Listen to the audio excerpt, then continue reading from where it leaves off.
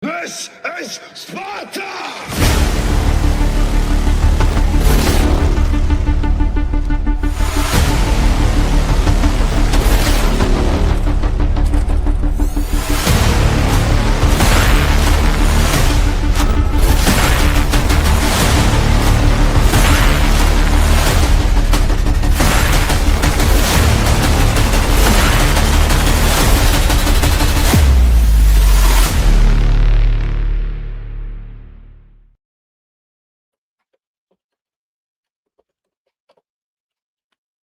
All right.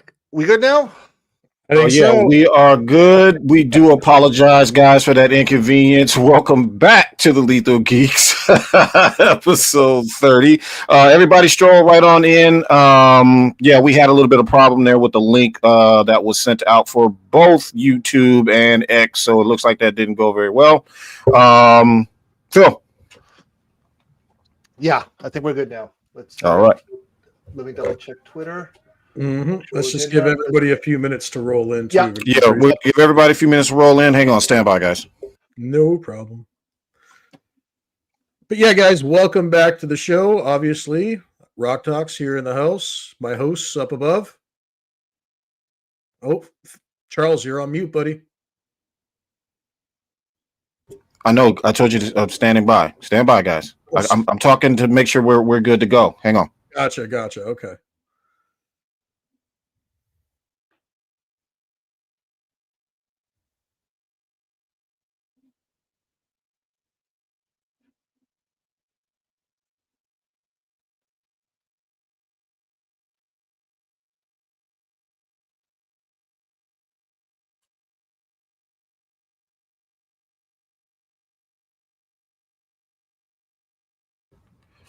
All right. Yeah. Okay. I'm back, guys. I think Phil just did a whole spiel and he was on mute. Yeah. You hear that? Okay. This is awesome.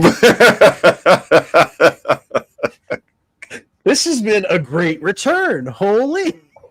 Yeah. We're rusty. Okay, we're rusty. Unprepared fail. No. You're rusty. On So YouTube, apparently- there's a double notification. Yeah, guys, I'm just taking a look at the comments. Yeah, we had a technical issue, and we're just going to give everybody a few more minutes to roll on in and click on the new link. All right. Lucas, Ironside, how you doing? Sergeant, how you been, buddy? Marcus, what's that? Go to store this time. Hey, what's up? Mark. All righty. Who else got? We still got more people coming in. Mm-hmm. Monique Rupley, 6019. How you doing? Hello. Anybody else? What's good? Yeah, dude. Like, yeah, turkey. So all good here. Syndicate Network, Movie Mike. Movie Mike. Yeah, there you go. Congrats on 12K. Thank you so much. Thank you. Thank you. So this is so apparently I just so like as I was saying, we haven't done StreamYard in a while because we've been doing individual videos because that's what we're doing now, like one shots, comic movies, and all that. But apparently now on Twitter, we're there's a different setup now. So as you can see, all right, I'll show you guys so you guys can see. It's kind of crazy. So this is how we're being seen now on Twitter. Oh, wow. Okay, so that's what that little sidebar That's is. what the little thing was, exactly. Yeah. Got it. Yeah, I was just telling my wife that we were trying to basically simulcast. We're trying to cast on one and cast on another one kind of at the same time. And yeah, so. But it's interesting because I'm going to have to figure out if there's another way to set up the Twitter side here, which I'm not going to lie. It looks kind of dope, but, just make it a little bit bigger. But I'll figure it out. I'll tweak it later, dude. Yeah, we'll figure it out. I'll figure it out because I keep a lot of people keep telling me to switch to get out of StreamYard and go to OBS, which is a lot better A lot of things that we need to change, guys. Sin Havoc in the house. I wasn't prepared. I wasn't prepared. Well, no, technically I was prepared. I just wasn't prepared for this little change. You weren't prepared for that, yeah. We'll just go ahead and call it good. How's that? Thank you, Charles. All right. Charles cutting you some slack. I'm not that generous. Anyway, guys, this is the 30th episode. This is the final stream of the year. We were going on a back and forth about whether or not we're going to actually do a stream. I wanted to do it simply because I wanted to get, kind of touch grass, as they say, with you guys, and kind of catch up on everything that's been going on. So we got a pretty good stream here. It's not going to be too long. We're not going to take up everybody's time. I want to say something like 2 hours. Long ass break, and Phil still wasn't prepared. Shout out to Sid Havoc. Unprepared Phil. I got good brain. Simple Jack. Oh god. All right. So hope everybody is we got 33 people already live, so joining us up. So okay. I wouldn't be surprised if we don't get a lot of people, because I mean it's the holiday weekend, so it's okay. I mean, if people can go see the repeat crew can take care of man, you're scared, bro. Are you all right? Do you need some time? He's tongue-tied. You need to get just give me 2 more days. 2 more days. 2 more days. Okay. Then you'll be good. Okay. 2 more days. So yeah, guys. All right. So let's get the party started. So let's Charles, if you can please, as always. Ooh, our rules. All right, rules of engagement. Just in case anybody forgot, I know we've been going for a few months, but just be respectful, guys. We all know how we feel, respectively, when it comes to the Snyderverse, when it comes to the Gunverse, and all of this other kind of stuff. The idea here is for everybody to come in, relax, talk about what you want to, as long as you are being respectful. No calling each other names, no acting like 12-year-olds. We're all adults here, so please treat each other with respect. Treat us with respect. If you don't, we're just going to go ahead and kick you. So hopefully, everybody can come in and respect each other's opinions, and we can get on with it, and we'll let you guys be on your way. But otherwise, welcome in. Everybody come in and relax. Perfect. Phil, what's on the menu tonight, buddy? All right, so tonight's going to be a short night because again, it's Thanksgiving weekend here in the U.S. and we like I said, we did this stream because we wanted to. There's a lot of things been going on in the community with PC, and we wanted to let you guys know what our take on it. Because we've been doing videos, we've been reporting on stuff, but your mic is it's mine. Much better. There you go. Okay. Yeah. A lot of things that have been happening that we would do in individual videos, but we also wanted to have this conversation, the 3 of us, with all of you, the audience. So that's why we did this stream. So let's get to it. Let's talk about numbers.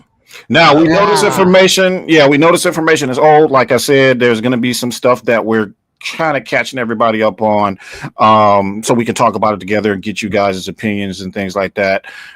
So the first thing we obviously want to talk about are the poll results. It's not just hers, but all of them in general, and kind of get you guys' thoughts on that to see, what you think and what your temperature is as far as the Snyderverse goes. So, yeah, go ahead, Phil. All right. Let me pull up those numbers. It was pretty tight there at the end, man. Yep. So, seriously, do you guys really want the Snyderverse back? Yes. 44.1% said yes. 42.4% said let James Gunn cook. 5.8% said give Gunn oversight. And 7.7% said third reboot. Now, somebody brought up in here. Hang on, let's bring this chat up right quick.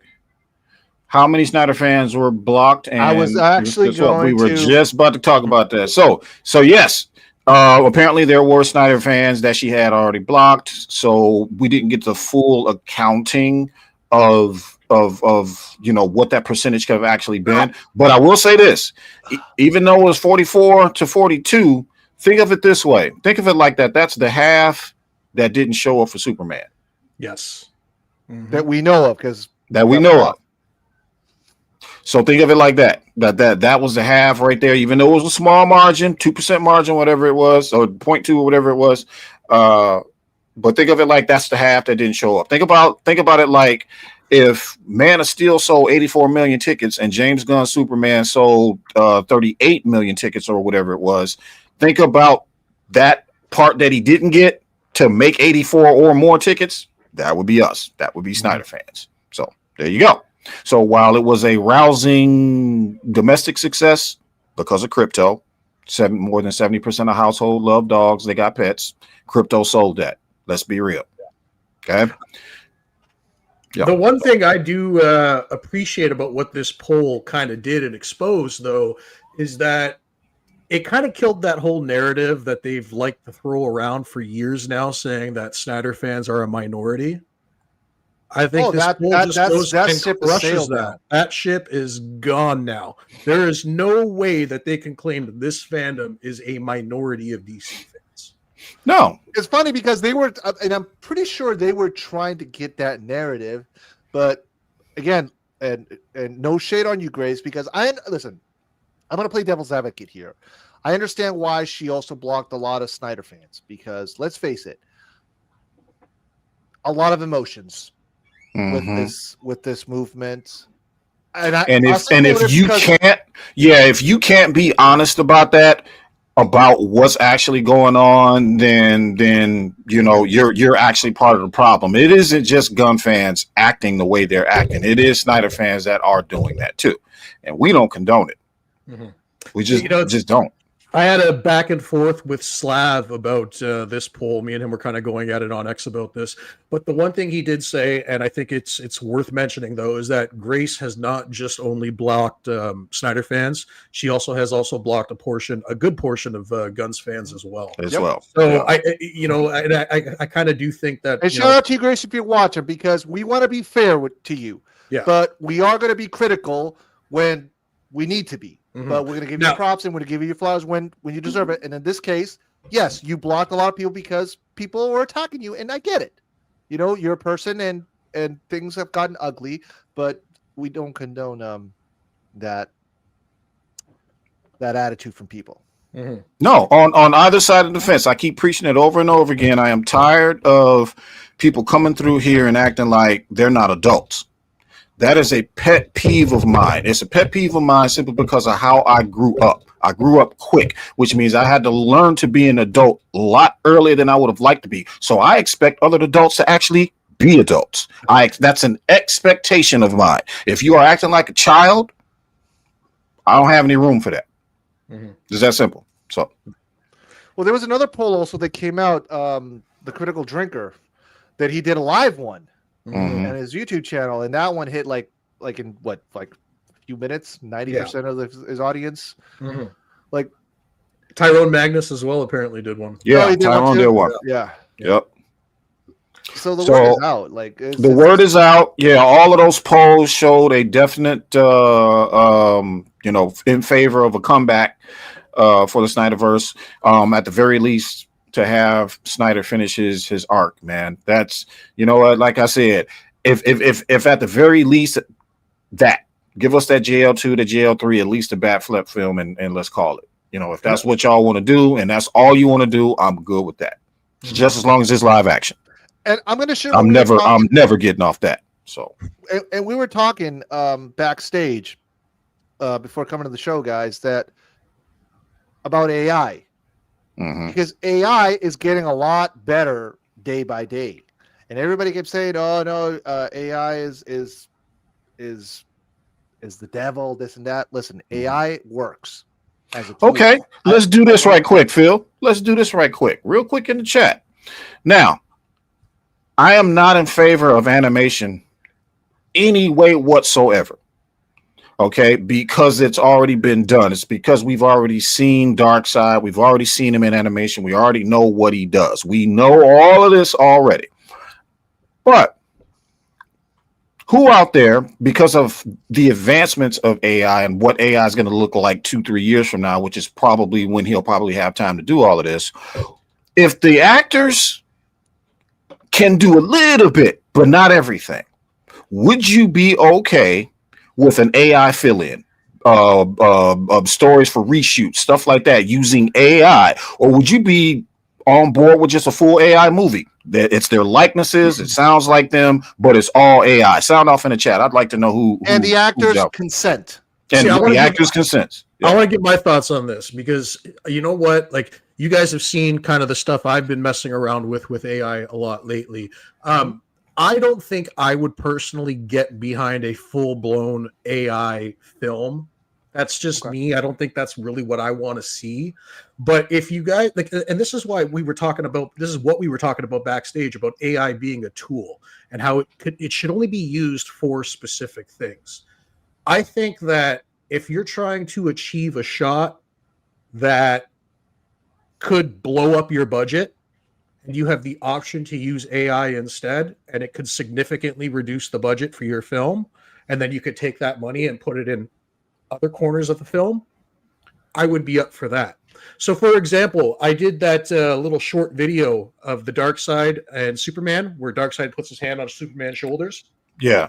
And, you know, Superman succumbs to the anti-life equation. The only thing I did with AI, though, was turn Superman's eyes red. Everything else was actual footage.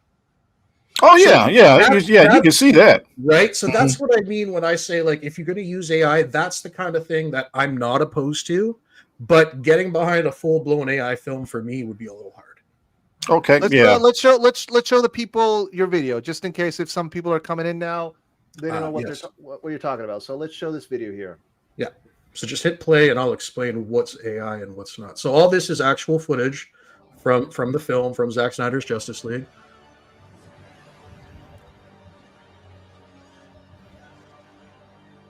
So you're going to see a transition where the screen flashes right here. From this point forward, this is AI.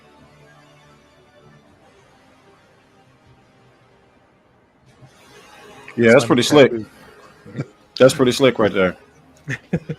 Because that's exactly what I want to see in live action. I literally want to see him succumb to the anti-life equation. So yes, like I said, things like that, if it's implemented in small doses here and there, I can get behind that. But again, a full-blown AI movie would just be hard for me to accept. No, listen, even de-aging. For de-aging, exactly. Now you can easily de-age Ben.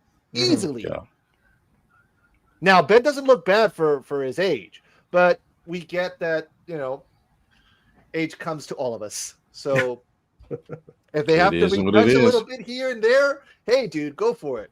Because the strike says that, if you're going to use AI, as long as the actors get consent from the actors and they get paid, sure. Yeah, absolutely. So, and we've said it multiple times, AI is here to stay. So AI is a tool, they can use it, but replace the whole thing, movie AI.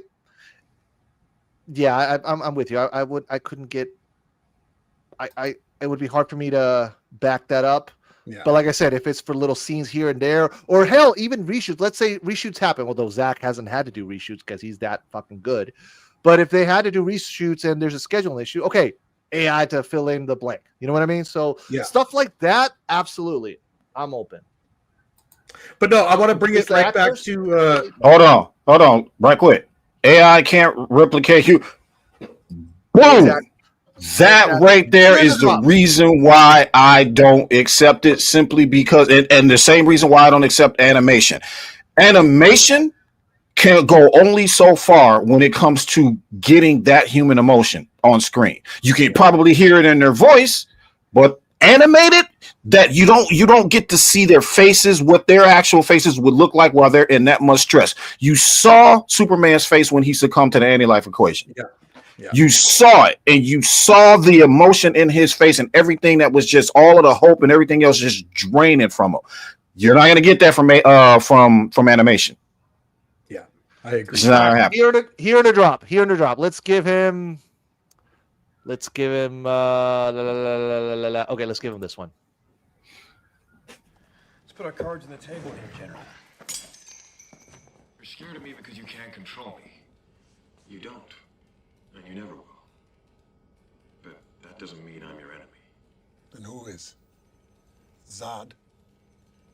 That's what I'm worried about. Be that as it may, I've been given orders to hand you over to him. Do what you have to do, General. Yeah. So I just want to bring it back real quick to Grace's poll and the polls that we were discussing earlier. Mhm. The one thing I did want to mention is that, look, at the end of the day, I think these polls showed that I'm trying to kind of make peace with James Gunn's fans at this in what I say here. I think it shows that there is just as much of an appetite for the DCU and for Zack Snyder's DCEU vision as there is for James Gunn's DCU. Mm-hmm. I think that it shows you that there's it's split. It's half and half. And I think you have to think about how the split is though. It's lopsided. Okay. The majority of Snyder fans are all overseas. They're all in the overseas markets. Over here, gun fans are everywhere in the US. Mm-hmm. So there you go. I think the best option that they really could go for with whoever ends up taking over WB and taking over the DCIP, feed both appetites. There's no reason why we've been saying for so long. We've been saying this whole damn time is you can. That is exactly how you run DC's multiverse, and y'all let Marvel take that from you. I don't understand. You had it. It was your formula, and now it's used up. You know what I mean? So, yeah, Marvel beat you to it. Marvel beat you to it, and they're about to release this in a couple of years. Mm-hmm. And they're about to make us look stupid again, just like they did before. It doesn't matter what you feel about Marvel now. Watch, people are gonna go see that shit. This is and it's gonna now. be it. Yeah, the X-Men with the now they've had their hits on the regular on WB's regular film side with Abdi and DeLuca. So they've had those hits there, which is cool. They had Sinners and F1 and all the other ones. So, so yeah, they're doing good there, man. But they can't get a grasp of this IP, this DC IP, man. But I know someone who does. Zack Edward Snyder. Mm-hmm. So let's talk about Zack Snyder. Now we all know that Zack is a genius for his movies, but also for marketing because he knows how to trigger people on the internet just with pictures. He doesn't have to say a damn word. He just drops one picture and the internet goes crazy. Funny how that works, right? People talk shit. Mm-hmm. Oh, the Snyderverse is dead. This is that. Toy statue still selling out. Yeah, he's for anybody catching up. He's basically dropped almost everybody from his what would be his nightmare timeline. Not just his timeline, but also he's been doing like people from Sucker Punch. And, yeah. But I'm talking mainly about that though. But yes, he's been posting a lot of his stuff. So yeah, he's been posting everything from Sucker Punch. He's been posting a lot. Obviously, DC. He posted the Rebel Moon stuff today. Was it today? Today, right? I think that was yesterday. Was that yesterday or today? I think it was yesterday. Yesterday. Yeah. Let's pull that up. Okay. So he dropped Sophia Botella from Rebel Moon. Hey Nessa, how you doing? Shout out to Nessa. Yeah. Oh, hey, how you doing? So yeah, so he's been dropping all that, and fans have been going nuts. Obviously. Can you pull up the one of Cavill and Lois? Yep. I want to there we go. That one there.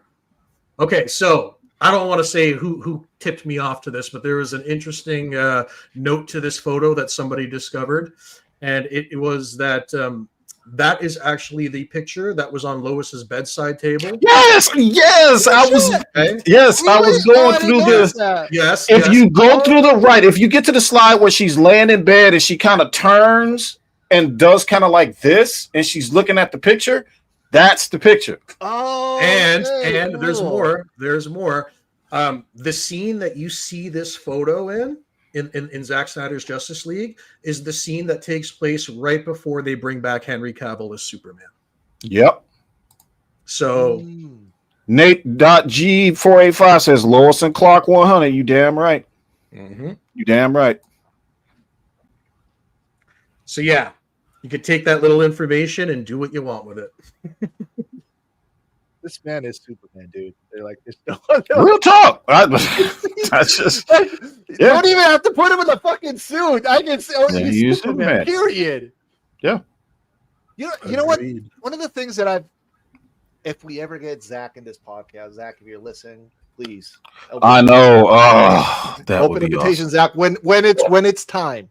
When it's time. Yeah. I do need to ask Zach this question because we have all seen the Joe Rogan podcast with Russell Crowe, but we all know the story. But what I want to know, and I want to ask Zach, how did Zach feel when he heard that story? What was his instant reaction? Like, shit, I just cast Superman, and I also cast Jor-El, but Jor-El already met my Superman when he was a kid, and I just put them together. Like the whole universe came together. So I would love to ask him, like, how did you feel? Like, what was your reaction when you heard that story? Because let's face it, dude, that is 1 in a million. Yeah, that was a pretty wild story, dude. Let's pull up some more photos. I want you to pull up the one of the Batfleck test suit, the metal one.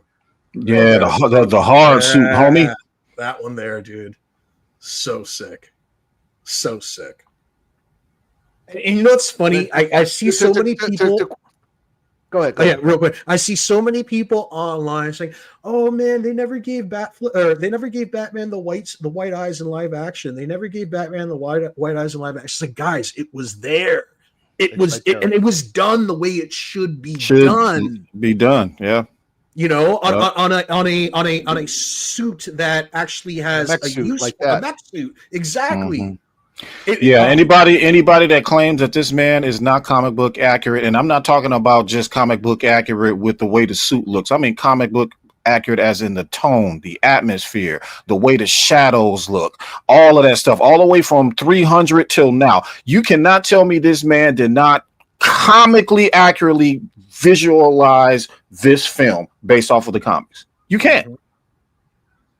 If you look at his, that is the reason why people say, well, his stuff is always, it's always dark and the colors don't pop and all that. Look at the comic books. Yeah. Look at Batman in the shadows. Look at all of that stuff. He did it exactly like it's supposed to be. And then, Phil, the other one I want you to pull up is the close-up of Batfleck, the headshot. I'm on it. 1 second. There's a video that I want to show that now that we were commenting about this, I'm going to pull it about Snyder. He did it's like a little bio of his, but I'll pull it in a minute while I put the picture. So hold on a second. That one? Yes. Yeah. Okay. Comment on that while I look for this. So right back. The other interesting note about this photo is apparently this photo actually has been released before. It was the tone, the background. Yeah, it was different. So from what I heard, there is a filter applied to this photo, and the filter is called the Nightmare filter. Mm-hmm.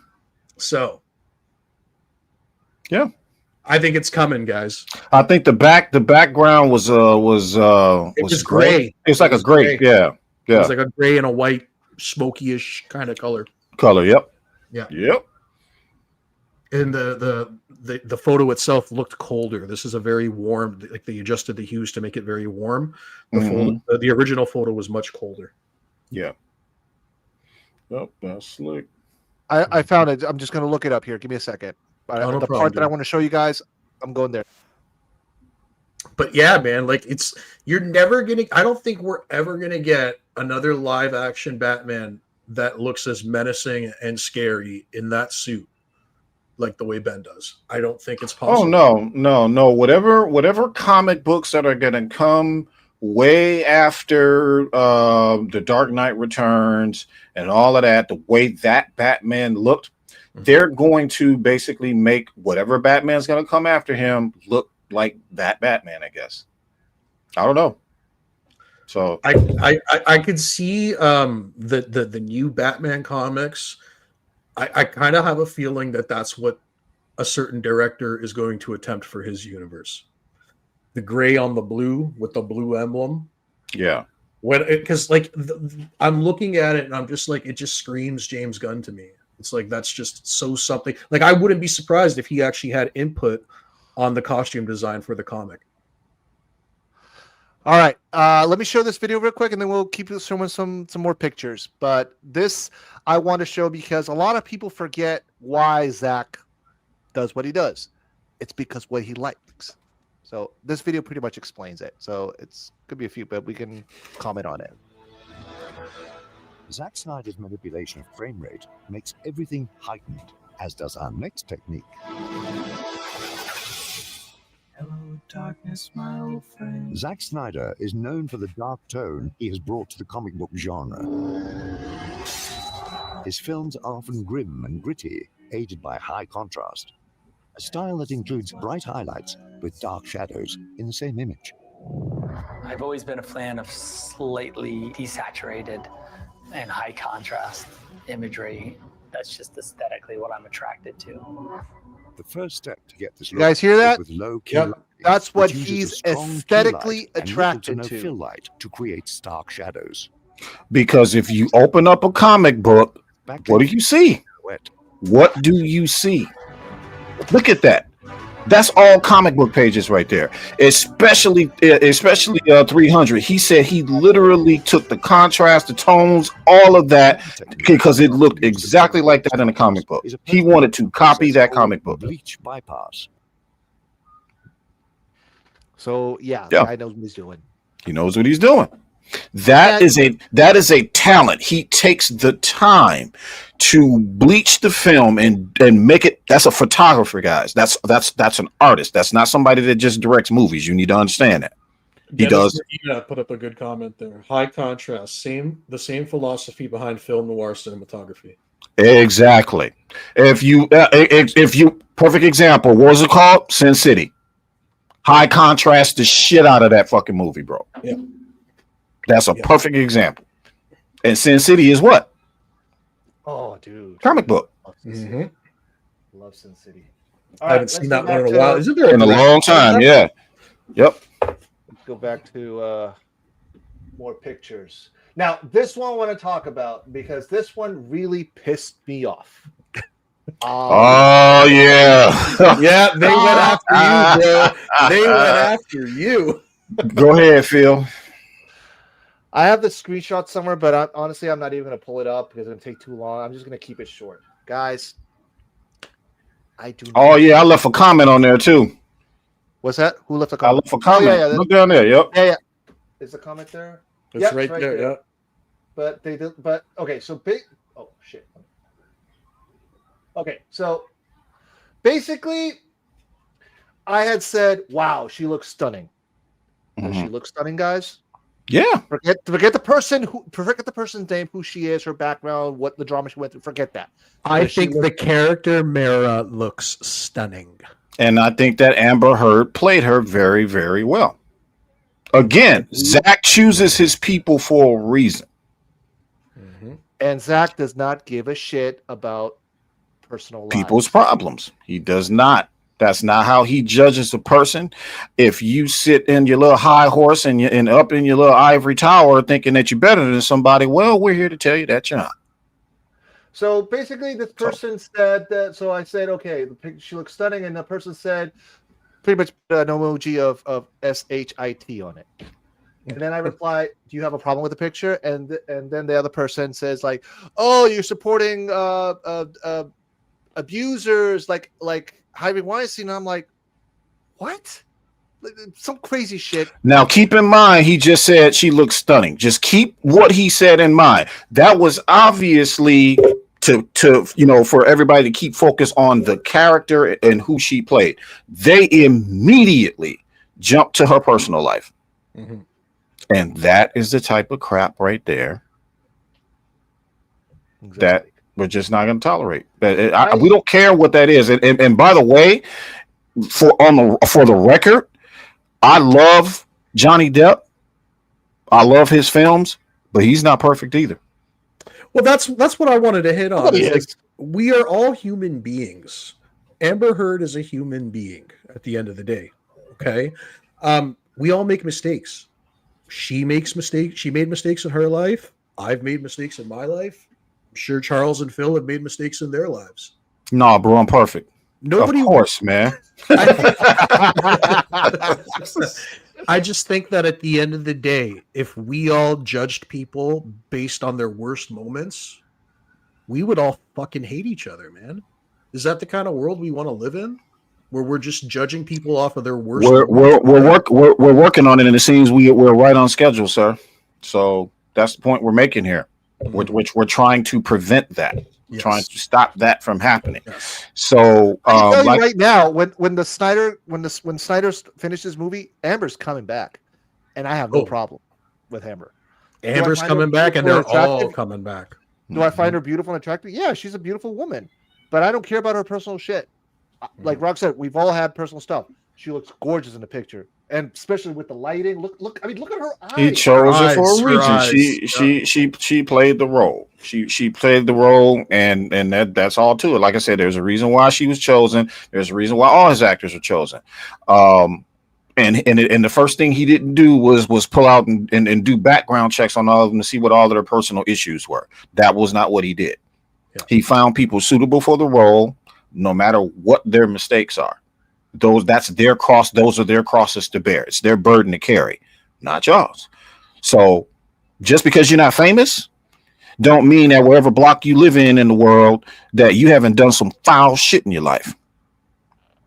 Mm-hmm. That's a real. So before you start judging people, I want you to do one of these. Go pull up the biggest mirror you got in your house. Don't try to break it, and just look into it. And ask yourself, how can the reflection in the mirror and it breaks? You did. That's one thing. Ask yourself, how can you be a better person? Yeah. Ask the reflection in the mirror how you can be a better person before you go off and start talking about somebody else. Anyway. Well said. I like Nessa's comment there. Some of you guys are too wrapped up in these celebs' personal lives, and that's exactly what it is, man. These people are not gods. These people are human beings. There you go. We are all fallen creatures. Let's put Ben as an example. Ben has issues with alcoholism, and he's a fucking celebrity. You know, he does well. His movies, directing, acting, but the guy's got problems too. He's also divorced. That's life. Yep. We all have problems, and we all have come from different backgrounds. No. But anyway, let's. What other? Oh, dude, this pretty much solidified. I want to jump in here. This is a great comment. I want to highlight it. Paulo Caesar, American expat. I think it means to say expatriate who lives. No, expat. An expat is somebody. An expat is somebody who goes to another country to live. And they like, for jobs and whatnot, they call themselves expats. Yeah, that's how they get it. See, I'm Canadian. I'm not up on something. No, that's cool. American expat who lives and works in Asia enjoys your streams. I'm here to tell you, Asians love Amber Heard. They do. She and the rest of the original cast would back up Zach and return for the Snyderverse. 100%. Paulo Caesar, appreciate it, man. Look, he got a drop. Let's give him a drop. Let's give him. We already did Superman. Let's do another. We'll do Zod. Yeah, there we go. My name is General Zod. For some time, your world has sheltered one of my citizens. I request that you return this individual to my custody. To Kal-El, I say this: surrender within 24 hours. Or watch this world suffer the consequences.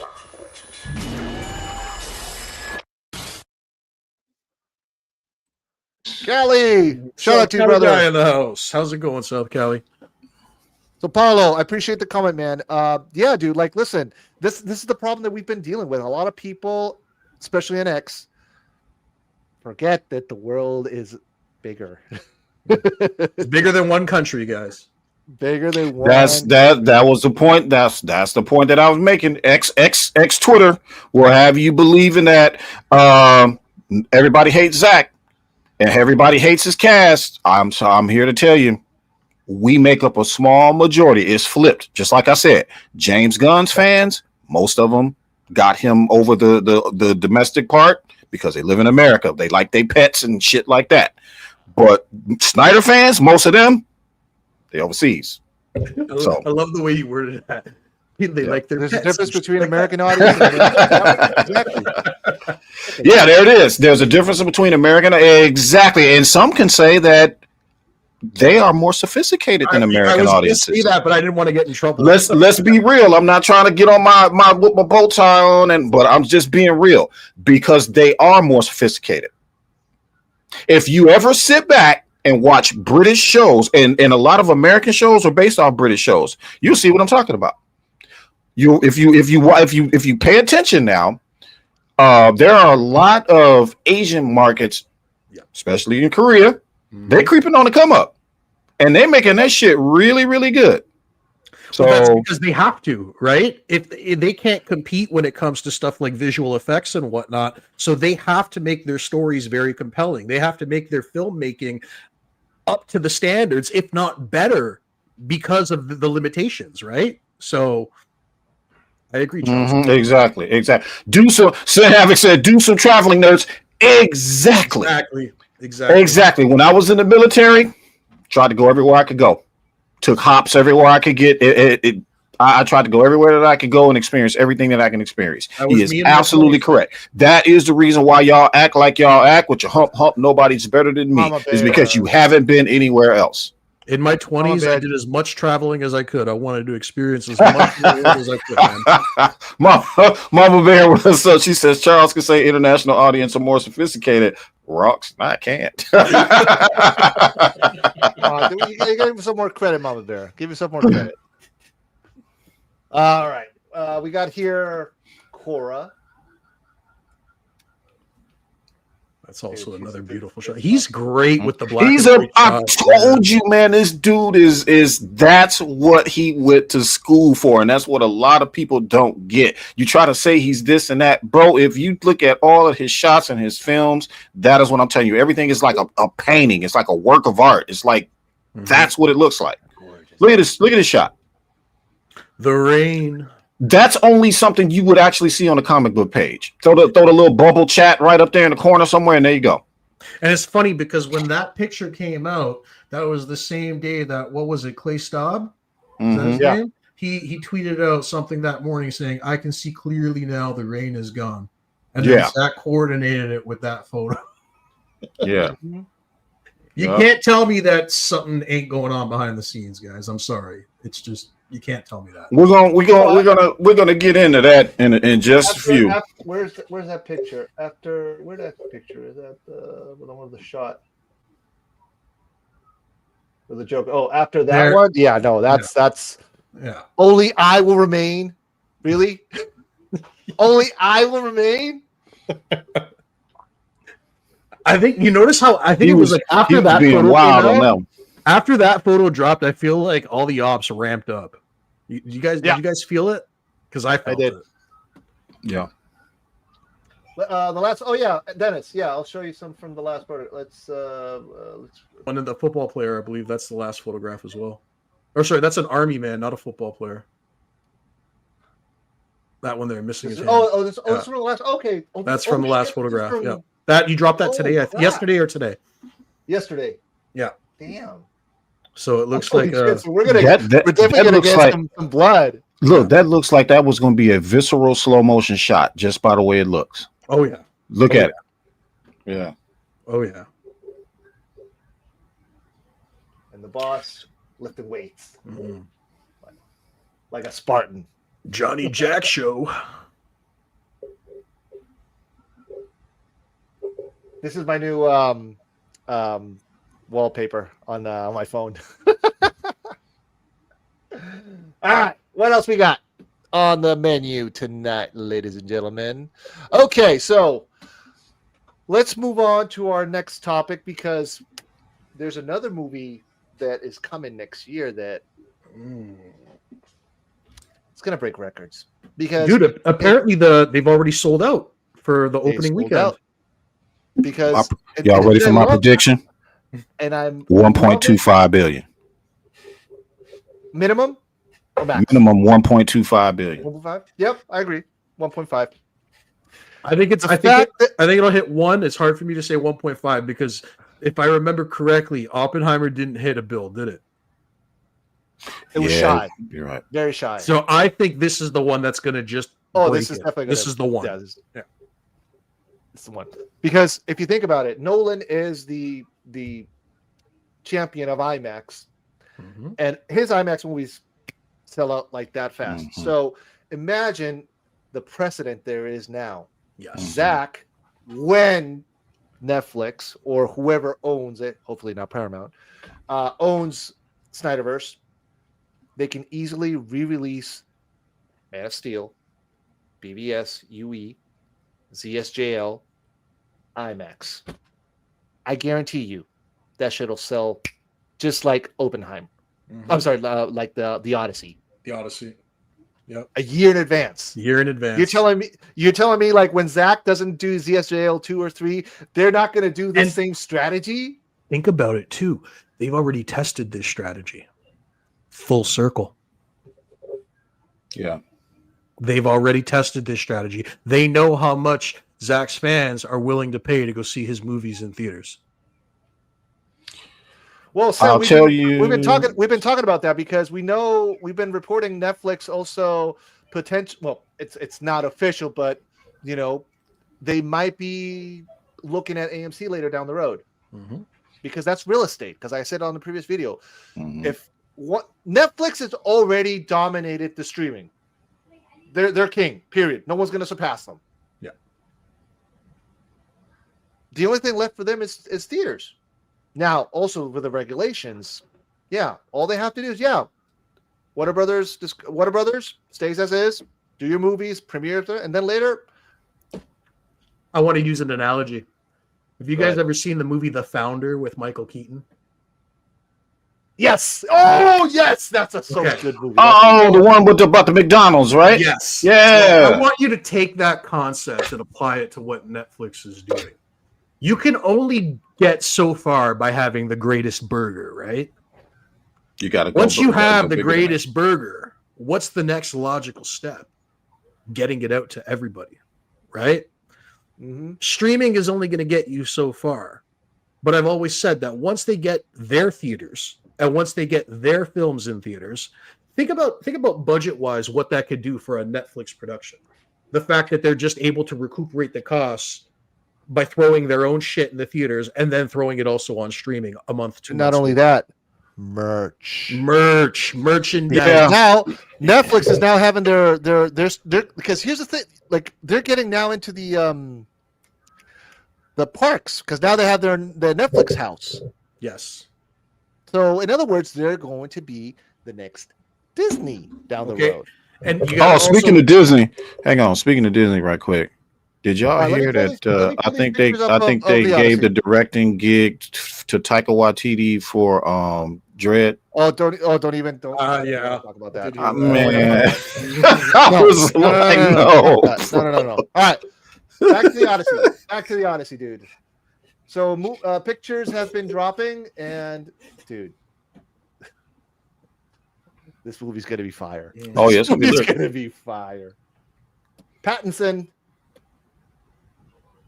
The John Leguizamo. And dude, the first trailer's dropping now next month. Yeah. Finally. Dude, 6 minutes. 6 minutes. It's a 6 minute trailer. And I thought with the Rebel Moon, it was like 3 minutes. I thought that was a long, but 6. Oh, that was the other thing I wanted to hit on. We were talking about the Netflix subject real quick, okay? The whole narrative that Netflix isn't investing, it's like, dude, have people seen the VR games that Netflix is doing? I showed Phil. I know Phil saw it, okay? But not just Rebel Moon, Stranger Things, and a whole bunch. What was the name of that company, Phil? The VR company. Do you remember it? I forgot, but I'll look it up real quick. All right, you look it up. Okay, look it up in the meantime. Send me the link on the chat. While you do that, Charles, let's review these pictures, man. I need to know how they did this. Sandbox VR found it. Okay. How they made those shots? Man. Well, you see, that's the thing with Zack Snyder and Chris Nolan, bro. You're talking about two people that use very different techniques that end up still looking like masterpieces, like paintings, like, you know what I mean? Because if you're talking about Nolan and Zack Snyder on a spectrum, they're not on the same side. They're on opposite ends of the spectrum when it comes to their visual style and how they do it. But then it's almost like they end up meeting right in the middle somewhere. You know what I'm saying? Mm-hmm. Right in the middle. And that's where they match when it comes to their visual style. It's just that Nolan is more practical. That's pretty much it. I like that gladiator-esque shot that we just scrolled by. Up, that one there. Yeah. That one's so cool. Sent you the link here in the private chat. Check that out. And then if you click on experiences, it highlights which games, which virtual experiences were done by Netflix. All right. So I think guys in the chat, what do you guys think about the Nolan, man? Let's what's the people have any of you guys pre-ordered tickets yet? No, dude, it's no. That shit, man. That's a fucking luxury, bro. What you talking about? Just ask. The lady holding the bow. The scene following that is going to be cool. Yeah. The bow. Wait, where's the bow? Oh. Right there. Oh yeah. Go up. Oh yeah, that's Penelope. Mm-hmm. That's Odysseus' wife. So Anne Hathaway is playing Penelope. Yep. That's gonna be wild, man. This film is going to be something else. It's gonna be pretty epic. Telemachus is so Tom Holland's gonna be the son, and obviously the lover. I forgot his name. Who's the lover of Penelope? Who's trying to get her to marry her? Well, I forgot his name, but anyway, I think it's going to be Pattinson. I think he's the one who's going to be trying to marry Penelope. Yeah, that's a good show. I wonder who's going to what role does his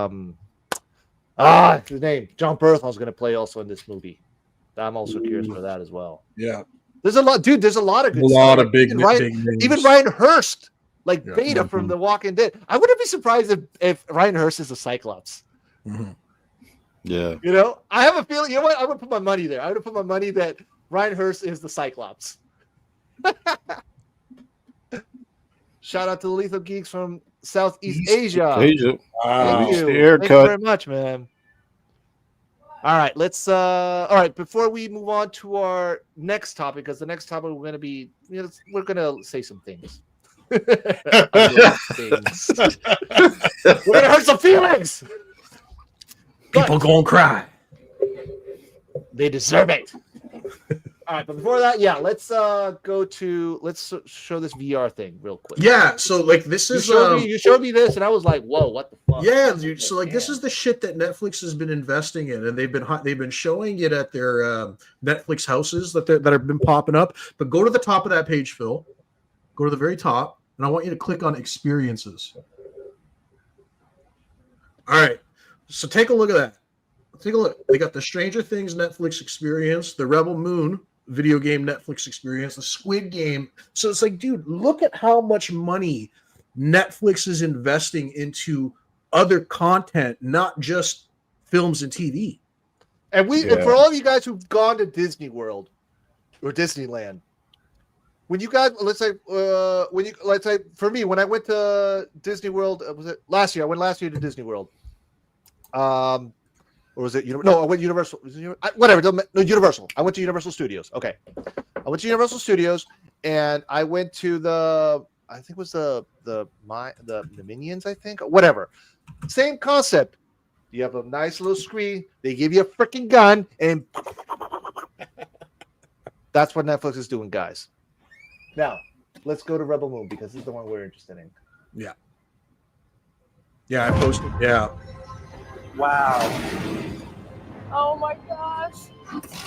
Up. I'm Deborah Bloodhouse. Just in case if people say we're not Zack Snyder fans in this podcast. We get that a lot.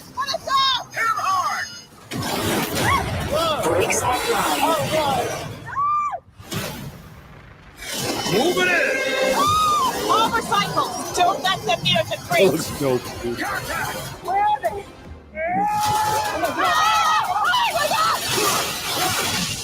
Oh my god!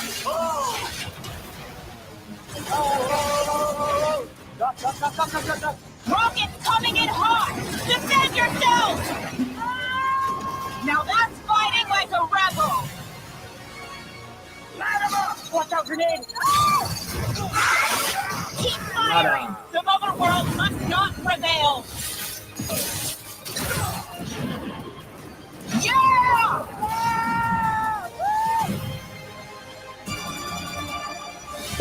Pull this off? You're one of us.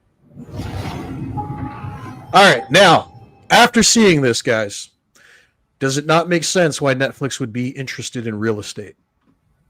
Why Netflix would be interested in theaters, in expanding, in places, in establishments where they can host all of this kind of content, merchandise, video games, VR experiences, selling T-shirts, selling hats, Blu-rays, physical DVDs, media down the road. physical media, right? The vision is there. You guys just have to see it. And read numbers because box office, yeah, we know the box office is not as good as they used to be. Yeah, because the movie quality sucks. Why am I going to go to a theater, spend gas, popcorn, a drink, and sometimes maybe if I go on a date with somebody in the movies, that's a lot of money. Tickets aren't cheap nowadays, especially if you go to IMAX. And think about how this would reinvigorate the theater experience. Imagine going to a Netflix house, paying a cover charge to get in, and that covers your movie and your experience. So like your VR experience or, different tiers, there are so many ways that Netflix can reinvigorate the theaters with their content. You gotta get that old thing back, man. Look, I remember the first time I went to a drive-in, thought that nothing could top that. And then they came up with Dolby Surround, inside theaters, things like that. You have to, there is a magic that you have to get back when it comes to the theater going experience, because you're dealing with two issues. You're not just dealing with how easily content comes to you on. We're going to get to that. Keep that comment up for me because I wanted to talk about that right quick. But you not only have to deal with content, basically the way they pump out content nowadays for what you can get for $14, $15, $16, $20 a month. You're paying that for a ticket to go see some mediocre whatever the hell that they pumping out. So there's that, and then that I have it people saved, Charles.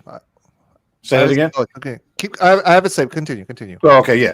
So, but there's that, and then, like I said, there's the price of the tickets.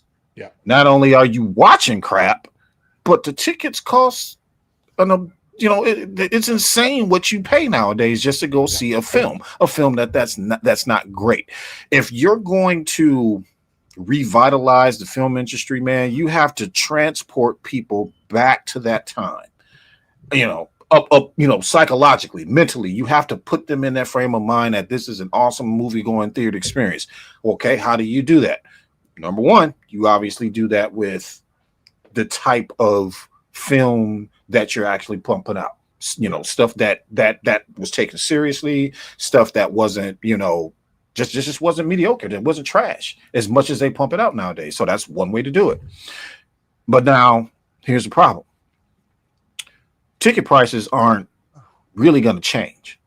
Unfortunately, that is a mechanism of how the economy moves. Yeah. So that's not going to change. So you can start at least with the film.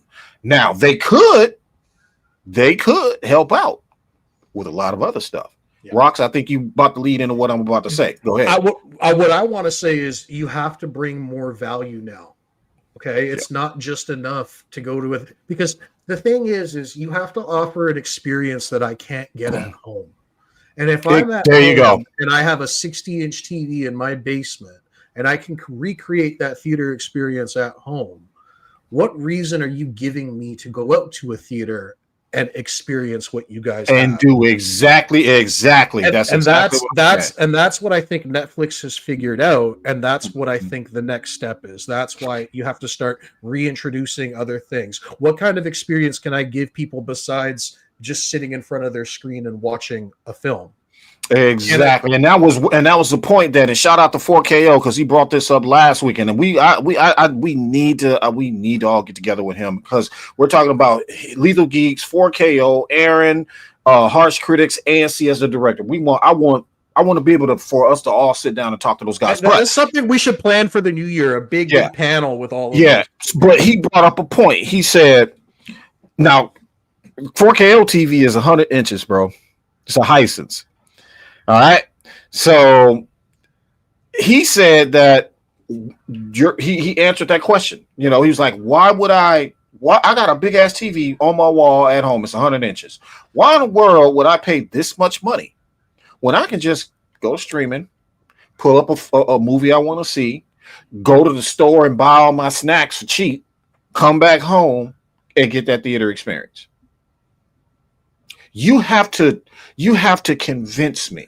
Basically, and that's what the audience is saying. You have to convince me to get up, put on my shoes, get the family together, go spend $17, $18, $19 a pop for a ticket. Then I got to pay for concessions, might buy merch depending on the movie I'm going to see.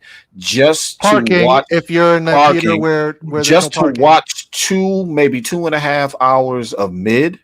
Yeah, that's a waste of money. Well, the other thing I think we need to note is, what is Netflix known for? They're known for evolving the entertainment industry. Correct. Okay? They started off. Not only that, but they're also very quiet when it comes to their numbers. Yes, we know what the basis is for success, because that they've already said that. How successful a movie is, we're never. Yeah. If they want you to know, you're going to know. Exactly. But that's the thing. They started off as a video rental company, a DVD rental company. They would ship DVDs to your doors, and then they evolved with streaming and took over because they understand. In a short matter of time, they knew way back when they were giving out DVDs, talking to each other. You know, this is not going to last forever, right? So, it's not, and they knew it.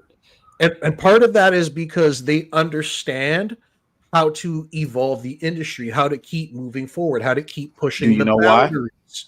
Why? Do you know why? Please. What does Paramount, Warner Brothers, Disney, and all of the rest of them have in common? What's their legacy? They're old men. They can only see cable TV. Why do you think they didn't get the jump on the streaming? That's why. And that's why I think they are actually perfect for getting into theaters, because when you take a look at the theater experience, it hasn't evolved. It has remained the same for how long now? Mm-hmm. It has not changed. I bet all those men back then were like, streaming? Ha! That'll never take off. Right? Now look.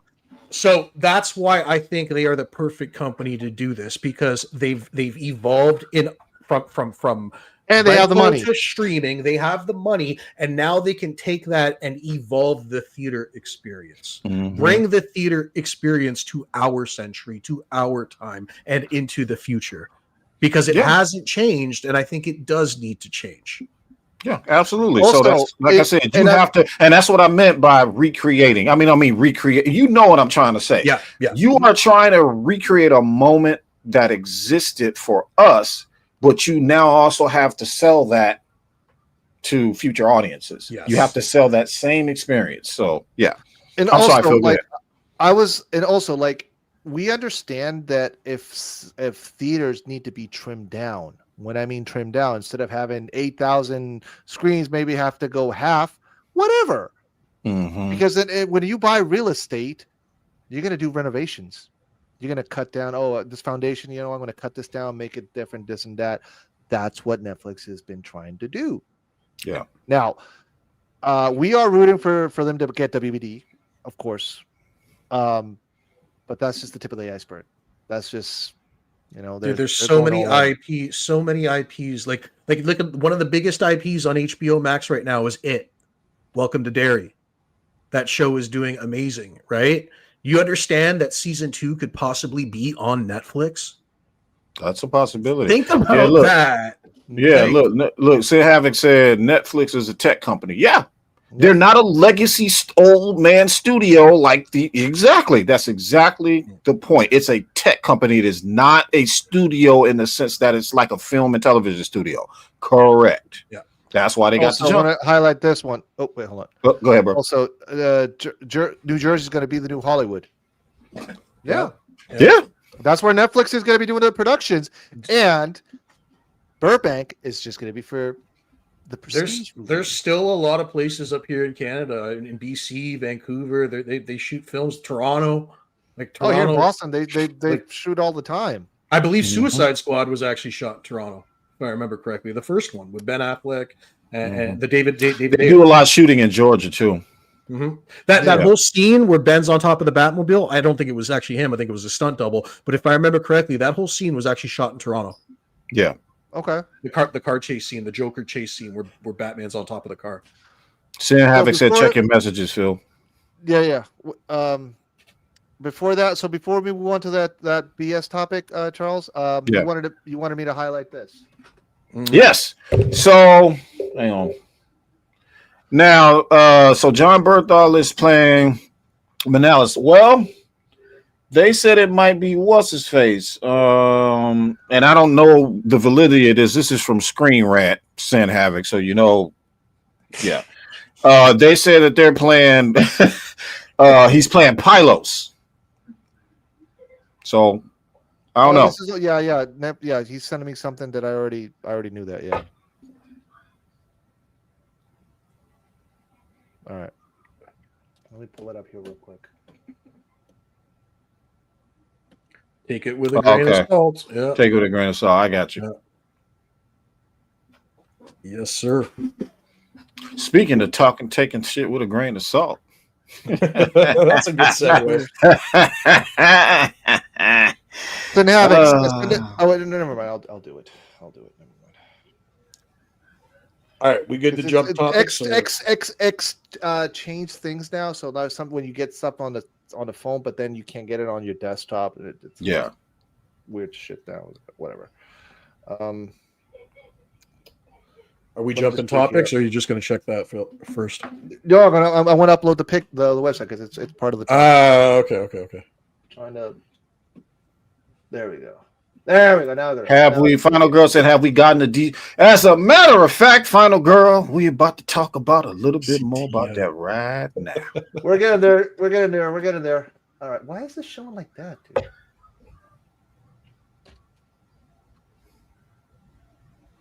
Weird. Got some weird settings on your computer there, Philip. All right, there we go. Yeah, this is the one he was talking about. Yeah, Disney reading a bunch of others apparently pissed about Netflix IMAX. Yeah. They know what's coming. They are tipping their water slowly. They're not going to jump in right away. Remember, tech company, tech, data, analytics. They're following the money. They are analyzing, not reacting. Mm-hmm. Well, not only that, like Warner Brothers who react. I've actually heard too that they've actually been trying to do more and more with theaters, more and more, but they're facing regulatory crap. They're facing a lot of issues too, and a lot of old legacy studios. Money. They don't. That's what I said. That's what I said. They are the outsiders. If you really think about it, they basically pulled up, sold DVDs out of their trunk, made enough money to get into the streaming part of things, and took that whole shit over. I think they're also still pissed because they killed Blockbuster. Well, not only did they make enough money to get into streaming, they made enough money to create the streaming industry. They created the streaming industry. Yeah. There would be no streaming without Netflix. Legacy wanted to keep it legacy. These men can't see but 5 minutes in front of their faces. Meanwhile, Netflix was like, "Hey, yo, let's get some bandwidth. Let's get some movies. Put them shits on, and then just let them play." And then they're mad that they can't charge you $200 a month for a cable box, and then another $80 a month. There you for go. a pay-per-view site anymore, bro. There you go. There's a lot of stuff that they don't get to do anymore. Watch ads all the time. Exactly. With Netflix, you have the option. You got to pay more. You don't get any ads. Yeah. All right. Let's move on to the. All right, Charles. Let's. Let's this last one here. Blockbuster and Hollywood. Pretty much. Hollywood Video used to go to both of them. We had Blockbuster up here in Canada, but then we also had like Rogers Video. Yeah, we had 3. We had Blockbuster, Hollywood, and one called like Family Video or something like that. I can't remember. In Chile, we had Errol's and Blockbuster. Yeah. Blockbuster was all right, Charles. All right, let's go. All right. Cook. Clearly out. Clearly what? Clearing out BS. Clearing. All right, so you let me spelled go. that wrong. No. Shut up, Rocks. I'm gonna check him right quick. Boy, if you don't take that off and spell it right. God damn it. Okay. Clearing. Oh, Charles is too old for this shit. I know. We know you, baby. Unprepared Phil, Sin Havoc. Yes, there sir. It is. There we go. Clearing out. English is not my first language, guy. You should know that by now. Wait, hold up. Remove the Y. Take the Y out. Oh, God damn it. Not Hey, if y'all don't know who I am, just ask my wife. I'm an extreme grammar Nazi. We all make mistakes. That's fine. I give him more credit because he knows better English than some people who actually do know it for their first I know, right? Yeah, I keep forgetting that. Yeah, I keep forgetting about you. I keep thinking that he's been here forever, but he's not. So, yeah.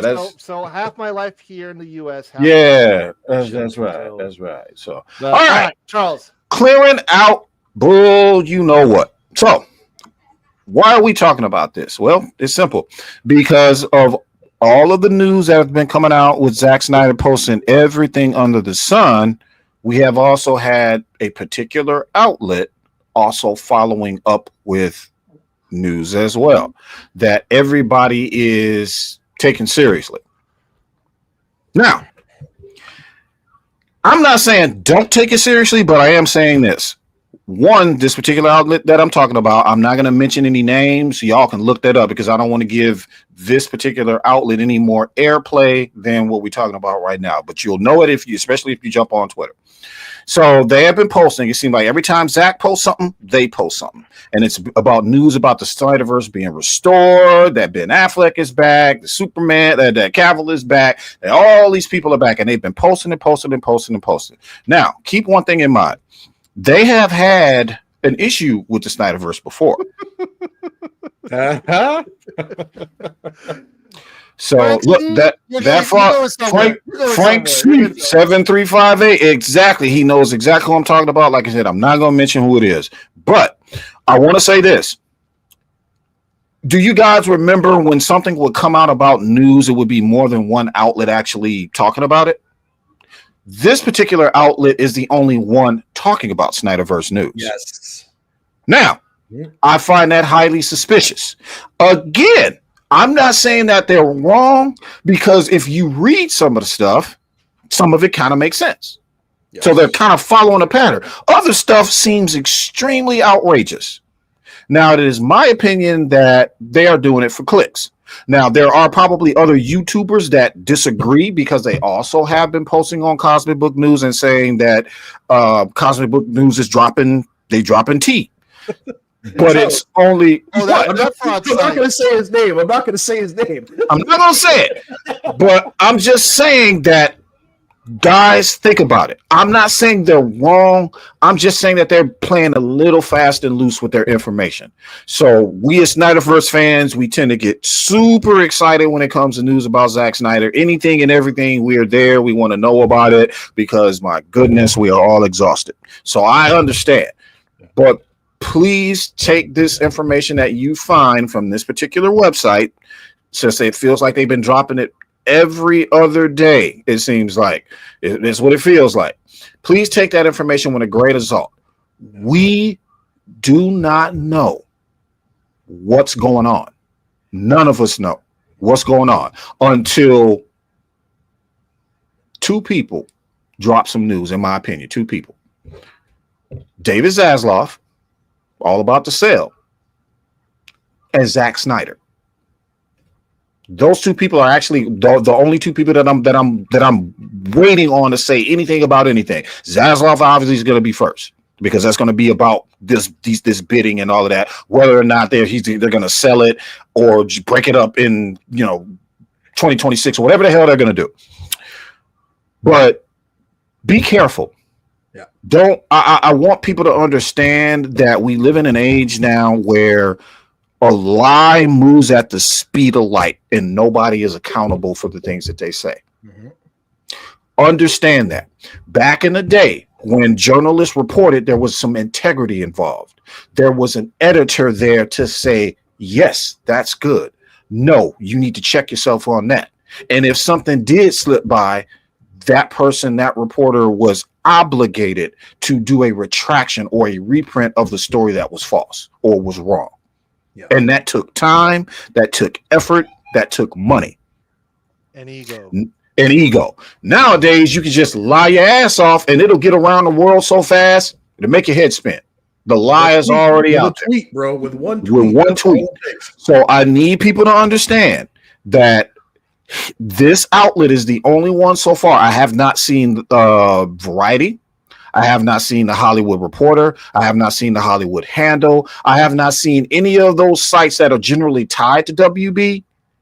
I haven't seen anybody else report on anything. Now, let me know if you guys have heard something that and this particular site can be corroborated. But I haven't seen anything except from them. So I want everybody to realize that just because there's some information that matches up kind of exactly with what was going on, I'm waiting to hear from the horse's mouth. It's that simple. We absolutely do not know what is going on until we know what is going on, but we do know something's going on. Now, I'm not saying that. I'm saying something is definitely going on, but there is a reason why it feels like everybody is kind of tiptoeing through the information, except for this particular outlet. They're just throwing it out there. Go ahead, Rox. Here's my biggest I also said. This is the same guy that said Zach and the whole cast has moved on and he's only coming back to do Dark Knight Returns. Yes. 100%. 100% correct. Now, so that's what I'm talking about, because this was the same guy. This was the same person that had beef with Snyderverse not too long ago. Now suddenly they're just vomiting up, as they say, information about what's going on. So they could be bullshit. I'm just saying that is a possibility. So don't discount that. I'm not saying believe what you want. I'm not saying you have to listen to me. I'm just saying that it's very odd that this is the only site that is pumping out this much information. Oh, and that also, Rox, didn't you say had beef with Netflix too? Well, see, this is my issue, and this is what bothers me. Okay, you have set yourself up as a news outlet. That's what this site, that's what this person is trying to do. He's trying to say that he is a news outlet. Mm-hmm. The issue I have, though, is not recently, he's pushing for this sale to go in a certain direction. It's very clear that this individual is pushing for Paramount. Mm-hmm. He's made it very, very clear. Okay, so let me expound on that right quick. So if an individual is pushing for one particular side and has a bias to what side they want this company to go to, they are not a news cycle. They are not journalists. They are not reporters. They are nothing of the sort. What they are charlatans. And people need to understand that. Okay. Remember what I said about telling a lie at the speed of light. It's easy to do now. They don't fact check anything. They don't actually dig for sources. They don't do that shit. They hear whispers in the air and then they just report avatars and hide their faces because when you show your face like we do, I'll give him credit. He has shown his face. He has a Facebook channel. Yeah, he's shown his face before. Yes. Okay. I'll give him that. I just want people to understand that when you move in a business like that and reporting information, your words, once they get out there, they're in the ether. You can't take that shit back. Whether you say it on YouTube or whether you print it in your so-called news outlet, you can't take it back. See, that's the funny part about it. When they took stuff back way back in the day, there was a process involved. There was hands slapped for that shit. Yeah. Now, people can just say what the fuck they want to. Well, especially and that's when a they're running problem. their own, especially when they're running their own website, right? Exactly. There's no accountability. There's no accountability there. So I'm just saying, a lot of what they say, no, I'm not going to say a lot. I'm going to say some of the stuff that they say is kind of in line with what was going on with Zach as far as posting stuff.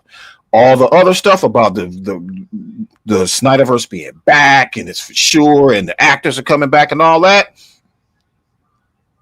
Hold the horses, bro. Hold your horses on that. I think it's time to transition to this. Yes. Okay, real quick. I got to finish up my thought because I didn't get to finish up my thought. And Charles did kind of hit it where that's the thing is you're portraying yourself as a news outlet, but you have a clear bias in a certain direction. Which means you can't be. And here's the thing. A lot of people will be like, well, Rox, you got a clear bias in a certain direction. Yes, I do. But have I ever portrayed or have we ever portrayed the Lethal Geeks as a news outlet?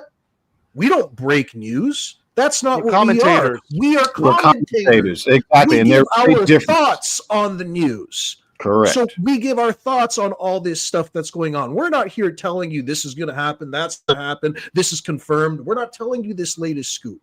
So that's the difference here. And I need to make sure that is highlighted because I've had people come at us, well, you got a clear bias. Yeah, I do. But I'm allowed to campaign because I am an individual and we only represent ourselves. We're not claiming that we're providing anybody with the news. We're not claiming we have the inside scoop on anything.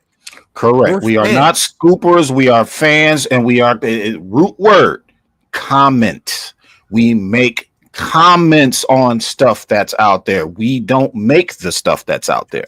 We make comments on the stuff that is out there. And also, when and before we move on to that next topic, Charles, also I want to say that we comment, but that doesn't mean we're going to be commenting on everything because there are things that this is worth commenting. Let's do a video because we think the people deserve to hear our take, and there are other stuff we're not even going to bother because 20 other YouTubers just like that are friends of ours have already done the video. So why am I going to put energy and time if somebody already said it, and if it's a certain outlet, not throwing I'm not particularly this one as an example, okay, but whatever. I'm like, nah, I'm good. I'd rather hold it to a topic that it's really, this actually deserves attention. Like the last one I did, where like when Zach dropped the Joker and Henry Cavill, absolutely. Yeah. But this outlet, why? Yeah. Why we're gonna feed this outlet clicks and views? No, I have no interest.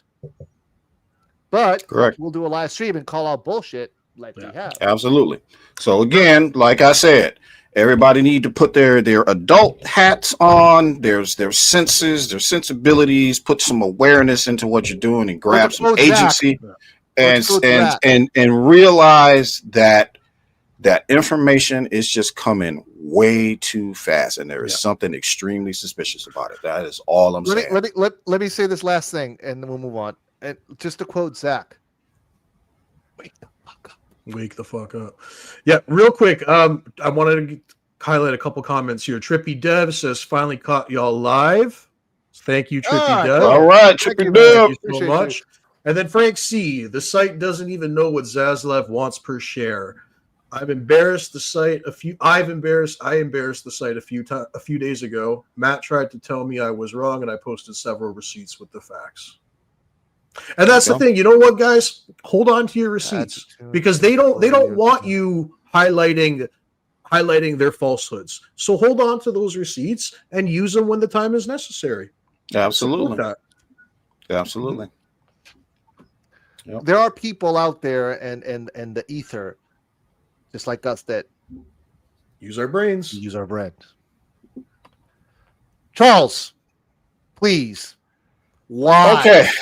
Okay. Should we just get live action? Hang on. Let me get my oxygen tank right quick and inhale. Your blood pressure shit. Also. One video wasn't enough, guys. We have to do this one again. Guys, while Charles is getting ready to cook, because he's going to cook here, like, share, and subscribe. Throw your comments down. Join the party. Final stream of the year. We got a lot of stuff they're going to be starting for 2026, but I will share that at the very end. We got a busy new year coming up, guys. Yeah, there's a lot of stuff that let's just say the Lethal Geeks, now we're going to step up our game. But all right, Charles. Oosa. Speaking of agendas, I am so fucking tired of everybody talking about animation. I don't care who you are. I don't care what side you're on. I don't care. Because in my opinion, if you are a person that not only loves the type of storytelling that Zach has put forth, visually, you're going to feel like you've been shortchanged. Why? Because you got 3 epic movies, Man of Steel, Batman versus Superman, and I'm only counting the Ultimate Edition. I'm not. Yeah, obviously it was in theaters. It was good. It made $874 million. Okay. And then Zack Snyder's Justice League, what happens to be my personal favorite that actually didn't come out on theaters. Remember all of that stuff that I was just talking about his visual style, how he used lighting, his techniques, all of that stuff, his photographs. Remember me talking about all of that just now, just like a while ago, just a few minutes ago, right before we transitioned to this, why we like Zack Snyder, and then you showed the clip with the visual, the visual flair of Zack Snyder. There is a reason why. And if I have to be the only man left to die on that hill, then so be it. But there is a reason why you don't go from seeing what you saw in Zack Snyder's visual aesthetic to, well, just give it to him in animation. And here's why. Number one, it's lazy. Just because Zack Snyder is capable of producing and being part of an animated TV series, and he's got Jay Oliva there and all that other kind of stuff, just because you can do it doesn't mean you should do it and piss off the rest of the fandom to the point where you can't fucking fix it. A lot of outlets have been pushing the idea ever since it's been heard that Zack Snyder might be coming back. They're trying to push animation again. Now, correct me if I'm wrong, Rox or Phil, but didn't Jay Oliva say that is an impossibility to some extent? He did. Yes, he did. I actually retweeted it just a few days ago. Excellent. Yeah. So roughly, he said, I don't have it up, so I don't want to misquote the man. If Phil, if you can find it, go ahead and find it. I'm gonna look it up. All right. But essentially, he said that's not a possibility. You'd be better off basically doing it live action. So, in my opinion, in my humble opinion, people who push for Zack Snyder's universe to continue in animation or finish JL2 and JL3 in animation, y'all are Zack Snyder fans. I said it. because you don't care enough about what you actually saw. These films did things for people, and I'm not talking about me in particular. I'm talking about most other people in the Snyder fandom. These films did for them and gave them something that they never thought was actually possible. Seriousness, emotion, stakes, urgency, all of the stuff that was missing from James Gunn's Superman. And yes, all of that stuff was missing. Those are the elements that make those films great. And you can only get stakes, urgency, tension. You can only feel that through live action. You cannot feel that through animation. You can't. Animation might look nice for animation. There's cool action scenes and stuff that happen in animation. But overall, you don't get to, as the Joker would say in The Dark Knight, savor all of those little emotions. That's why he uses a knife. Y'all remember that part? There's a reason why Zack Snyder's aesthetic is the preferred choice. Like I said, I hinted all those things before. Everything he does looks like a painting. His photos, everything that he does makes it look like something that has come to life. You cannot get that out of animation. You may as well be 6 years old, sitting in front of a TV and watching a cartoon. It is degrading. It is a slap in the face to not just Zack Snyder, but also to his fans to suggest something like that. When this man didn't do a goddamn thing to anybody but make some movies that they asked for. So what makes you think that his fans, who has been fighting for him ever since the release of his Justice League, what makes you think that fans, true fans of his, are going to settle for the rest of his DC being finished in animation or sock puppets or comic books? Oh, yeah, I get to watch Man of Steel and BVS and Zack Snyder's Justice League. Then I got to transition to a comic book to finish the rest of it. Y'all must be out your motherfucking minds if you think that we're going to settle for that. So whoever is listening, please understand that this will last forever if you don't make it right. Now, at the very least, if you want to just finish his universe, cool. Give us our 2 movies in live action. Give Ben Affleck his solo movie, finally. I know where the disrespect came from, but there is still no justification for it. This man gave the studio what they asked for in Man of Steel. He gave them what they asked for in BVS. He wanted to do Man of Steel, by the way. He wanted to do a Man of Steel 2. He didn't just come up with BVS all on his own. There was no separate studio. There was just WB. There was no separate arm where Zack had any control to say what he wanted to do. He gave him BVS. He didn't want it, but he gave him the best fucking BVS that he could possibly get, even when it was chopped up, which is why y'all lost money. WB, which is why y'all lost money. So I'm going to say it again. This wallets closed movement that harsh critics coined, shout out to harsh critics, this wallets closed movement will last until the end of time if y'all don't quit fucking with this man and fucking with his fans. That's just all to it. We will hold out forever. You will never ever get the Snyder fans back. Therefore, you will always draw only half of what you actually should be making. You're never going to get $1 billion. You're never going to get there. You're never going to get there with just a domestic take. It's not going to happen, because if you don't have overseas, you got nothing. Yeah, you'll make a little bit of money. Yeah, you'll even make a little bit of money probably after the fact. But what are we talking about here? Box office is separate from streaming. Streaming is separate from toys and merch.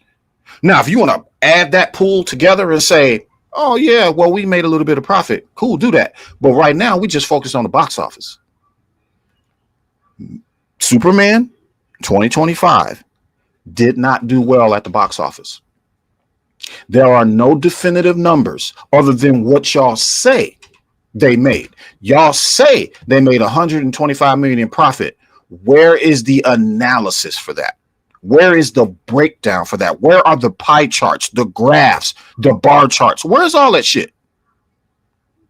Where you actually piece it apart, where you say, this is what we made in merch. This is what we made in streaming. This is what we made in toy sales. Where's that? Because box office by itself, you sold 38 million tickets and you lost money. That's it. Until you can prove to us otherwise that you didn't lose money, you lost money. I don't care what any sources say. You haven't done the homework like competent reporters, journalists, investigators used to do back in the day. They sought information. You're just giving us information and expecting us to believe it because this generation has an attention span of a fruit fly. Well, not us. We're not buying that bullshit. We're not stupid enough to fall for it. So again, if you don't want this to last until the end of time, live action only. It's the only way we'll accept it, and that is it. Don't like it? Don't care. It's our money. We'll keep our wallets closed forever. And I'm through.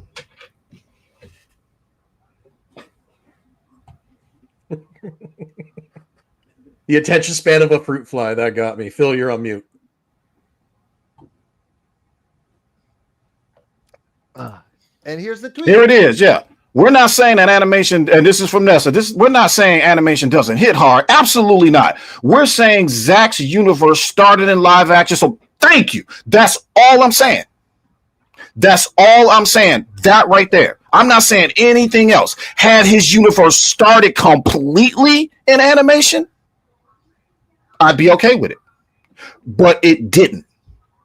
He gave us serious cinema in 3 movies in live action. The first time that it has ever been done this way, comic accurate, no less. Mythical, epic. And you want us to trade that in for animation and a comic or a comic book. I get it. There are fans out there that love animation. There are fans out there that love comic books, but there are more fans out there that love live film. That's the point that I'm making. I'm talking about the ratio here. I'm not talking about what's easier to finish just because you guys really don't give a shit. We give a shit. Yeah. We're not stopping until we get live action. That's it. I want to read Jay Olivia's tweet here. Oh, all right. You're gonna. All right. I'll read it. Yeah. It says, unfortunately. So actually, can you click on it so I can show everybody in context what he was responding to? Scroll up. So somebody asked Jay Olivia here, do you think if given the opportunity, Ben Affleck would be willing to make his original solo Batman script as an animated movie, either directed by you or co-directed by Ben and you? Hashtag make the Batfleck movie. Hashtag finish Snyder's Justice League trilogy. And Jay Olivia. Look at the, and hold on. Yeah. And look at the date, guys. October 30th, 2024. Okay. 2024, guys. So he responded to this and he said, unfortunately, that will never happen. You have to understand that writers, producers, and directors also have profit participation built into their contracts. There's no way that they will take a huge pay cut to do it animated and receive barely any compensation in return. I want to read this comment. Now, and especially now that Ben has artist equity. You think they're not going to? Yeah. Yeah, they're going to want their money. Yeah. Shout out to Spider-Man 21. I'm going to read this. No, put it back up because I need to read this comment. I need to address it right quick. I'm not suggesting Snyder's universe should be animated. I'm arguing that animation can hit hard as live action. No, it cannot, Spider-Man. Spider-Man, let me ask you a question, bro. Have you ever been to an actual live theater? Have you ever been to the opera? Have you ever been to anything like that? I have. I used to go a lot when I used to live in New York. I've been there. Okay, the only thing that's better than live action on the screen is goddamn live action in real life. Yeah. You don't get to savor any of the emotion, any of the things that you would feel when you are at a theater seeing somebody perform that shit live. So it will not hit like animation will hit for people who like animation a lot. Yes. But it will not hit for people that like live action, that have been to theater, that have studied this stuff, that's been to, that is, you know, been to English lit classes and all this other kind of stuff. It won't hit for those people. Yeah. Those people expect an artistry out of that stuff. That type of filmmaking, theater, that is art. It isn't just somebody grabbing a camera and making some slides and animation. It is different. So it will never, ever be the same as live action. Ever. Unless you because we look for specific things in film. Art people who have that creative brain, that artist brain, they look for something different in film that you might be looking for. We like to savor everything when it comes to that. And not to mention, again, what Nessa said, we got 3 movies already in live action. Why would you want to slap this man in the face and give him a comic book or animation? Why? Why would you do that? Can I put that? Go ahead, bro. Go ahead, bro. I would argue that it's already been done in animation. I would argue that the story that Zach was trying to tell was basically a condensed version of what we got in Justice League, was it not? Was it not a condensed version of what we got in the Justice League animated series, in Batman the animated series, in Superman the animated series? Pretty much, yeah. When you take a look at what Zach's biggest influences, where he took some of his biggest influences from, it was from that. Mm-hmm. So we showed you the clip. We've played the clip on the podcast. Here it is. No, here it is, right here. Justice League Dark Apocalypse. Yeah, Justice League Dark Apocalypse War. Now, let me tell you something. I was up watching that, and remember, I made a comment on it a while back, saying how I liked how Darkseid was moving across the water with his hands behind his back and talking about the Omega Beam splitting up. I described that, and yes, it was a great animated film, but it has already been done. Yeah. We saw Darkseid on screen already. What part of that do y'all not understand?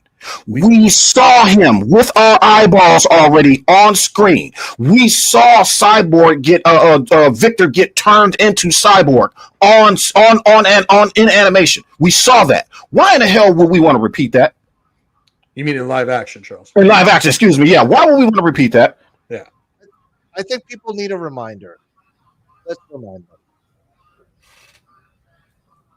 Yep. Yep. For the glory of Darkseid and Apocalypse. Where's that comment? Oh, there it is. Not comic book accurate, right? No, bro. So now, now, go ahead and pause it. Now, that's what I was looking for them. There you go. So that's what I'm talking about right there. We have already seen it. Now you trying to tell me this little cartoon face that Superman makes is better than Cavill's face when he makes that face in live action? Are you fucking kidding me, bro? It hits hard. It's just as hard as live action. Are you insane? No, it doesn't. Maybe to you it does. I'm 52 years old, bro. It does not hit the same to me.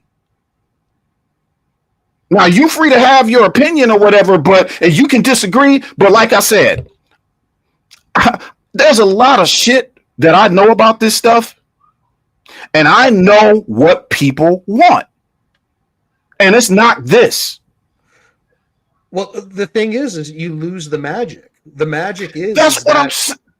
The magic. You said it right there. The movie magic. It's like the magic is that we get to see this all play out in live action. We've already seen it in animation in many different forms. We've never seen it play out in live action. That's why it's so important that we get this. The actors have clauses in their contracts. which means they will only come back for live action. Sin Havoc, if anybody don't know and is new to this party, let me tell y'all something about Sin Havoc. I don't know who the hell he or she or is. It could be an alien. It could be from Krypton. I don't know who the fuck Sin Havoc is, but let me tell you something. Sin, you are all, I know, it could be Zach. You are all right in my book. Sin Havoc seems to know information that nobody else knows. So I'm just saying. Maybe one of Zach's interns. Could be. I have no clue. Since we know James Gunn threw a lot of the interns to fucking attack us on Twitter X. Yeah. So, yep. So I like I said, that's my opinion on it. That's how I feel about it. I don't care if I'm the last man while the ship is going down, saluting as it's sinking in the water for live action. I don't care. That's what I want. When I look on my shelves. When I look on my shelves and I look at those steel books of my 4Ks and Blu-rays, I want 2 more just like that. That says JL2 and JL3 on them. That's what I want. Pull up Andrea's last comment there. Because we do know he does. Yeah. We know Zach goes online. Anything's possible. You know what? I picture Zach. Hey, just like on his toes, like, oh God, I want to say some shit. I can't do it. You never know. Yep. You never know. So that's my argument for live action. Yeah, here we go. Hey, here we go. Here we go. Shrek is the only hard-hitting animated. Boom! That's the only animated shit I love. Right there. Shrek.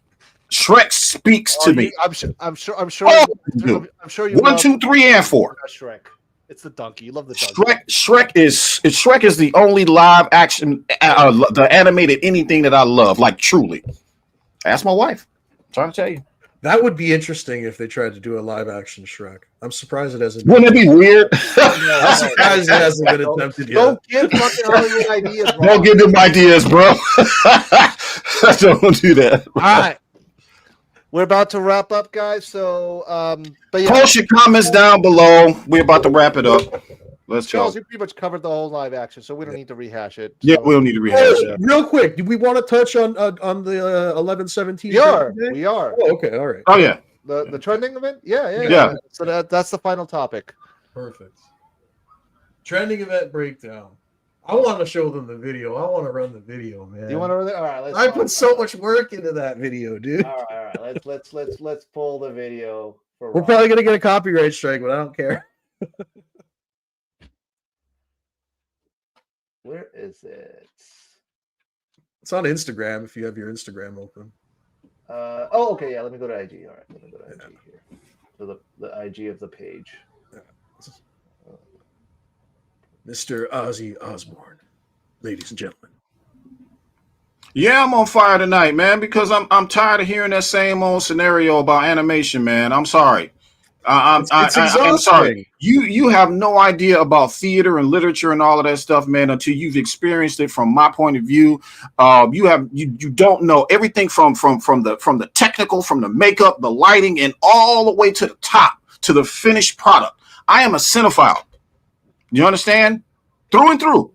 So you will never ever be able to convince me that animation is going to be on point for the restoration of his Snyderverse. It's just not going to happen.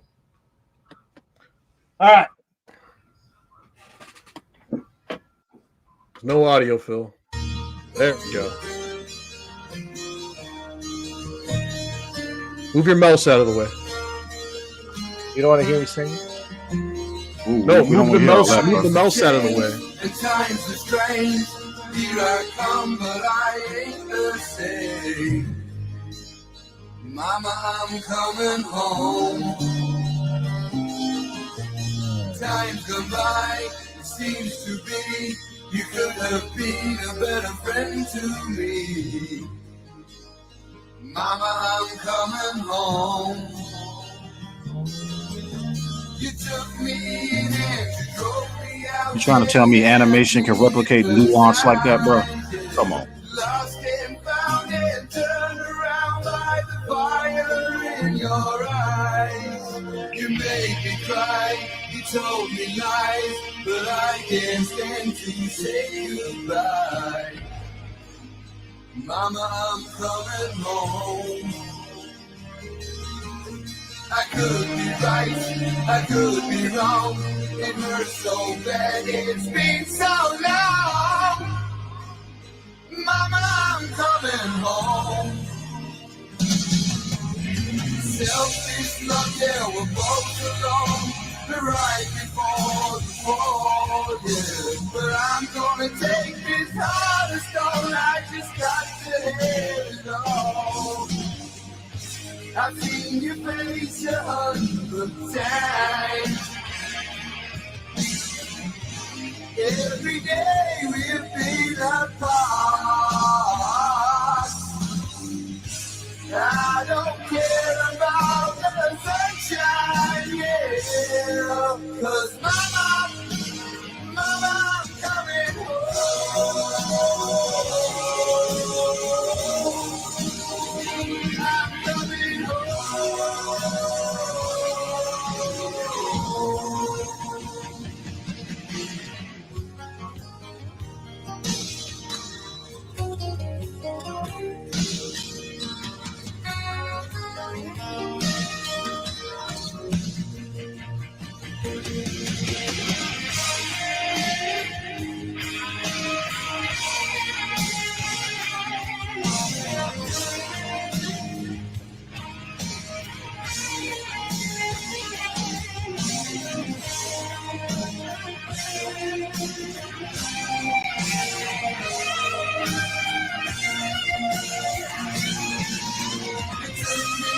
And you drove me out there, you had me hypnotized.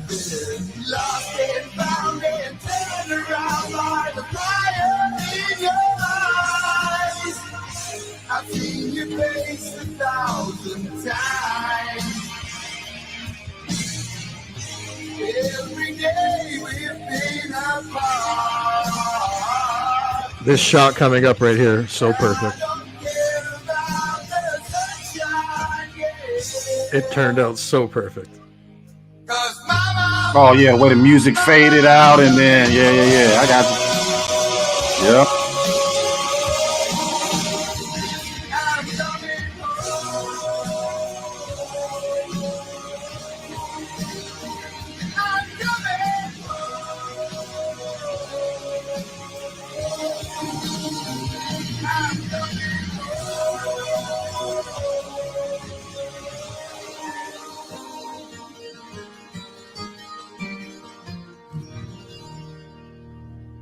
So yeah, I put that together for the trending day event, and I worked on it. It took me about a week of doing it. I did it for like maybe 2 hours each night after work.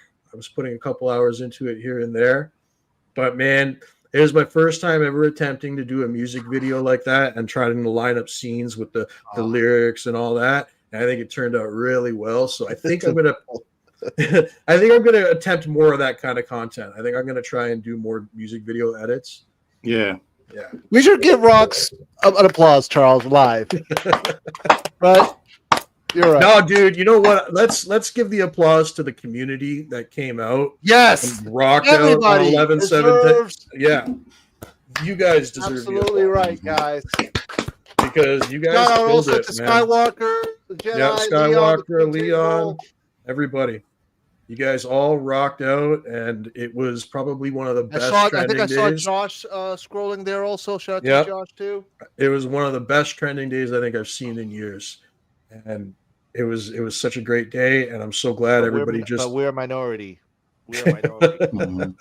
Dude, we love what we love. Spider, I get what you're trying to say, bro, but we love what we love. We over here are expecting something different. We look at film a lot different, especially when it comes to the DC things. We look at it a lot differently than you do. Our spectrum on it is a little bit different than yours. That's all I'm saying. I am not saying that they don't make animated films that don't give the things that we are looking for. I am saying that animation won't do us justice for these two films. That is what I'm trying to tell you. It's not the general audience does not want animation. An animated continuation. The general audience does not want that. They want a live action film. That is what I'm saying. They want Henry Cavill. They want Ben Affleck. Gal Gadot. They want them. We want them. We want them to finish their arc as it was designed, as it was intended to be. They want that. This is like Starry Night from Van Gogh, unfinished. And you're gonna tell Van Gogh that he can just use crayons for the rest of it? No, sir. This last Superman movie is proof of how much they want Henry Cavill. It's proof, man. How many people did I know? So many people personally who did not turn up to that movie because it wasn't Henry. Exactly. And how many videos did we show you, to all of you, of people who are not nerds and geeks like us that have seen Superman, Justice League, ZSGL Justice League, BVS, Man of Steel for the first fucking time. Yep, first time. Shout out to Flick Soccer. He was in our last episode. What Zach did? Hammered for watching a movie that he liked. Yeah, shame on him for reacting to a movie he liked. We've never seen anything done like that. The direction in which he took the characters, the way he took the story, using the mythology and all of that are things that I there are things that I want. We want Zack Snyder's biblical vision for the DC universe. Exactly. Yeah, that's exactly what I'm saying. We want mythic storytelling. He said it himself. He said that what they are and what he sees is our modern myth. Yep. That's how he takes these characters seriously, like that. I grew up on Clash of the Titans, man. Stuff like that, epic shit like that. Okay, I'm sorry, animation is not going to do these two films justice. They're just not. And a comic book, even worse. I'm trying to imagine myself walking across my library of films and movies, and I'm watching Man of Steel, and then I have to go to my office and pull a comic book for the rest of it. I need you to look at how visceral this is. This isn't just movies for us. That's what I'm trying to get people to understand. These films changed people. People connect with Zack Snyder in a way that you will never imagine, especially due to his family tragedy, due to his loss. These movies make you feel like, yes, through it all and through the crap, at the end of that shit tunnel that you have to crawl through, there is light. Coming out on the other side, as Morgan Freeman would say, clean and smiling. That's why we like Zack Snyder. And animation is not going to give us that.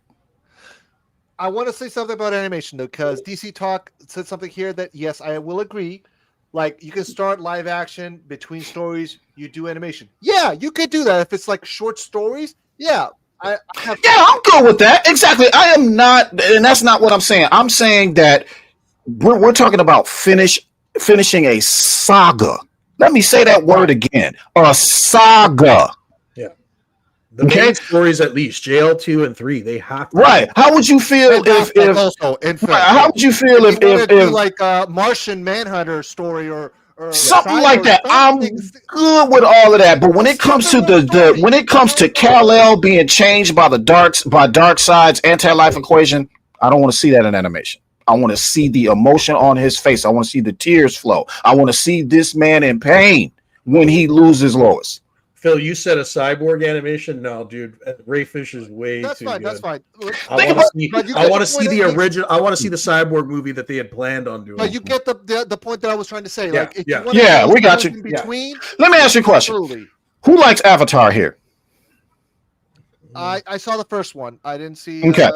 They're beautiful movies, but not my niche. Pick your IP. Pick your IP. Anyone. What's your favorite IP? DC. Okay. Pick another one other than DC. Pick one. James Bond. James Bond. Okay. How would you feel, Phil, if you was getting some rocking ass live action James Bond films, and suddenly they decided they wanted to fuck with the director and fuck with him, and then to the point where, all right, buddy, we'll give you your last two Bond films in animation only. How would that make you feel? I'd be pissed. See what Because we're it's saying? not the same. Because you're asking me to a movie franchise that's been going on since the 60s, all of them movies, and all of a sudden now I got to switch to animation? Like, what? No. What am I doing? Like, no.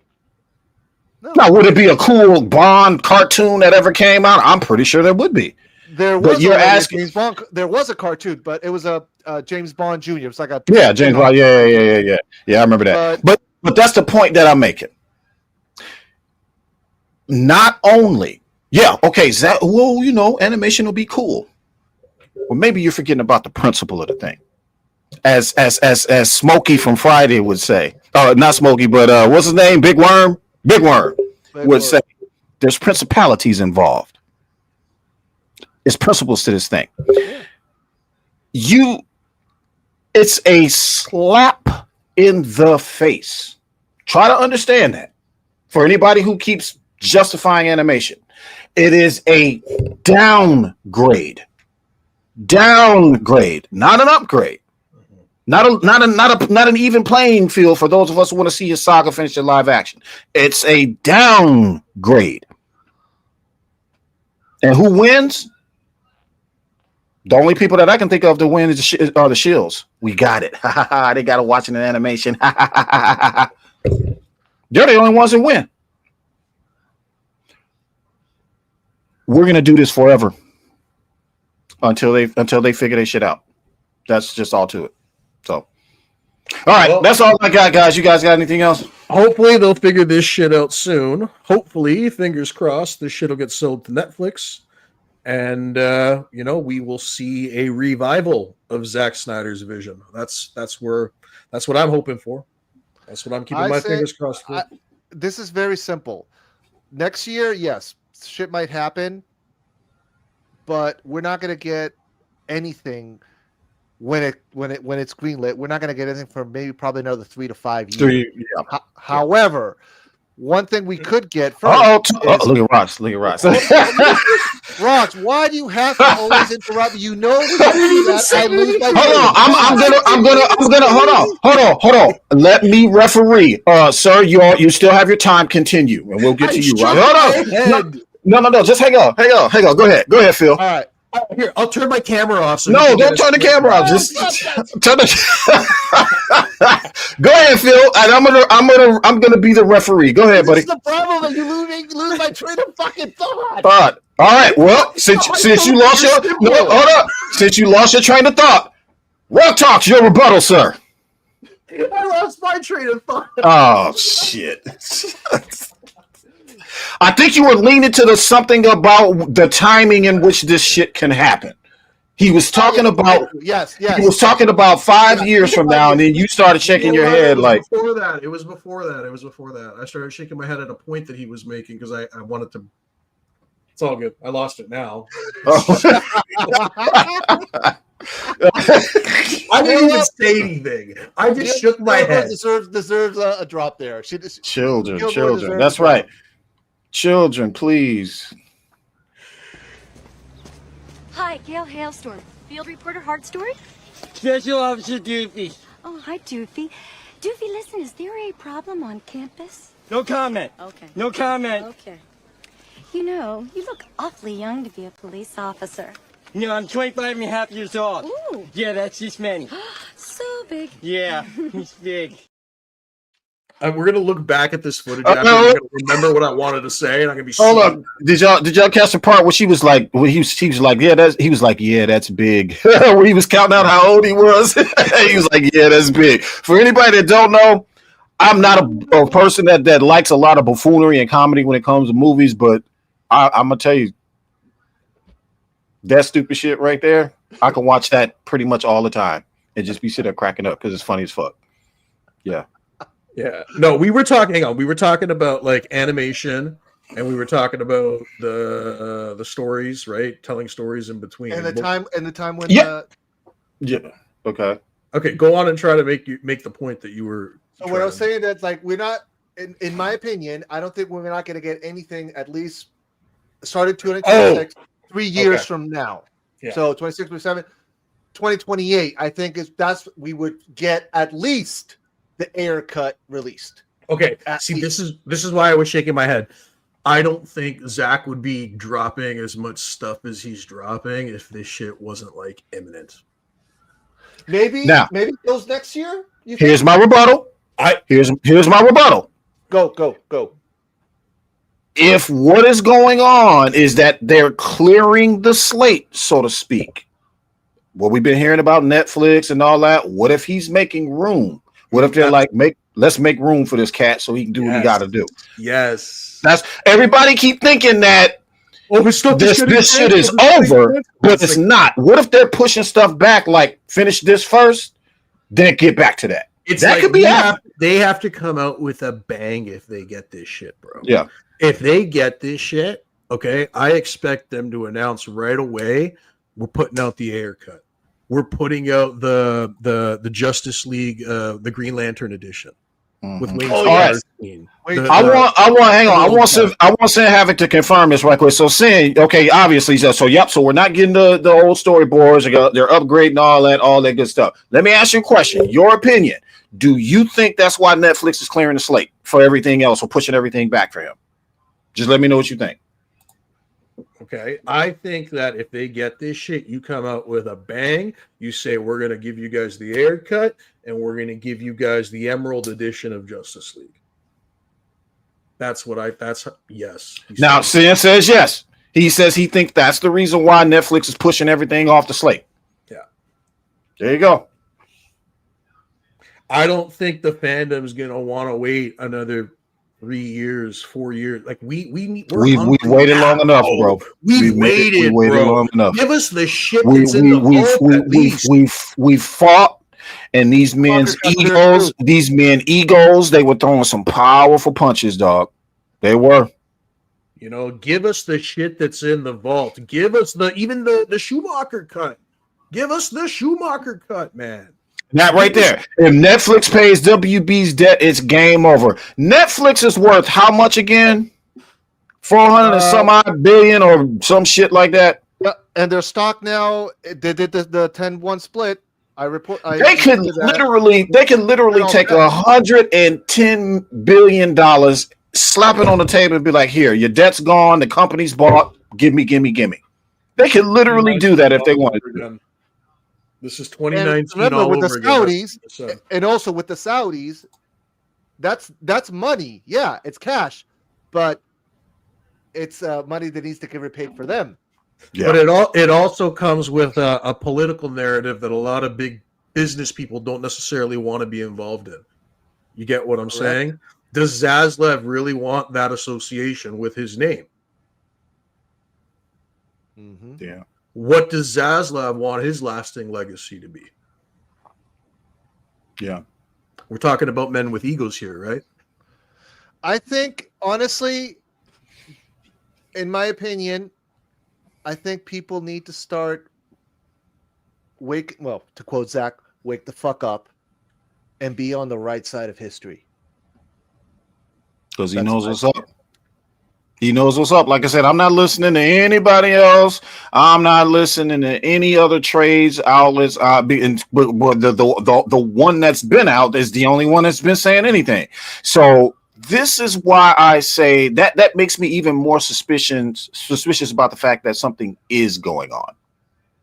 Because they're reporting like it's going out of style, but it's not because of them. It's because of what we're not hearing is why I think something is going on.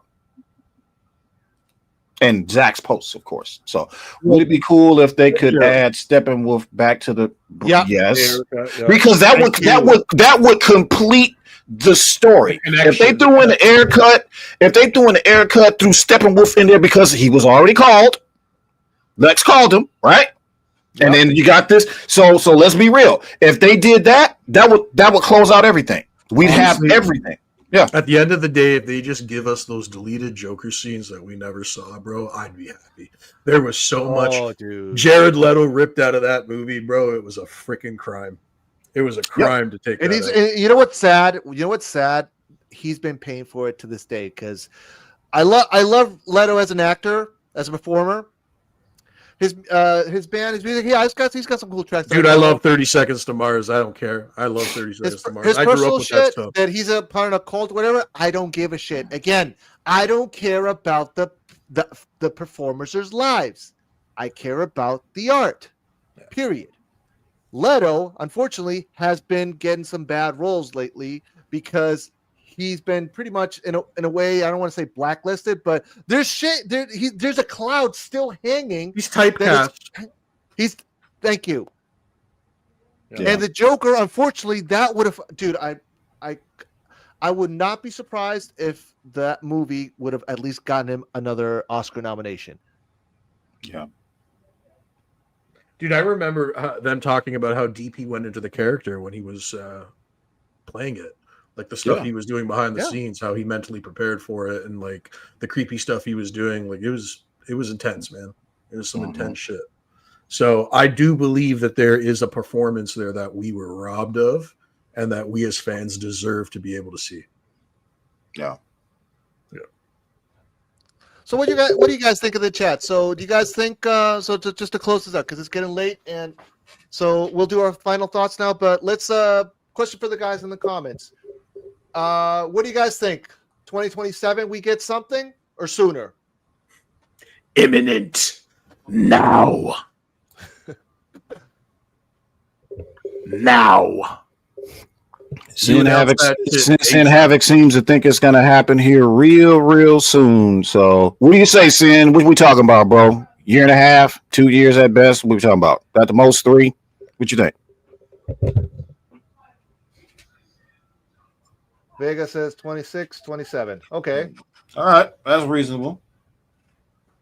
You know what I think would be a good gesture of faith to the fandom, if they get it? Release ZSJL in fucking theaters. Give everybody the opportunity to see the Emerald Cut.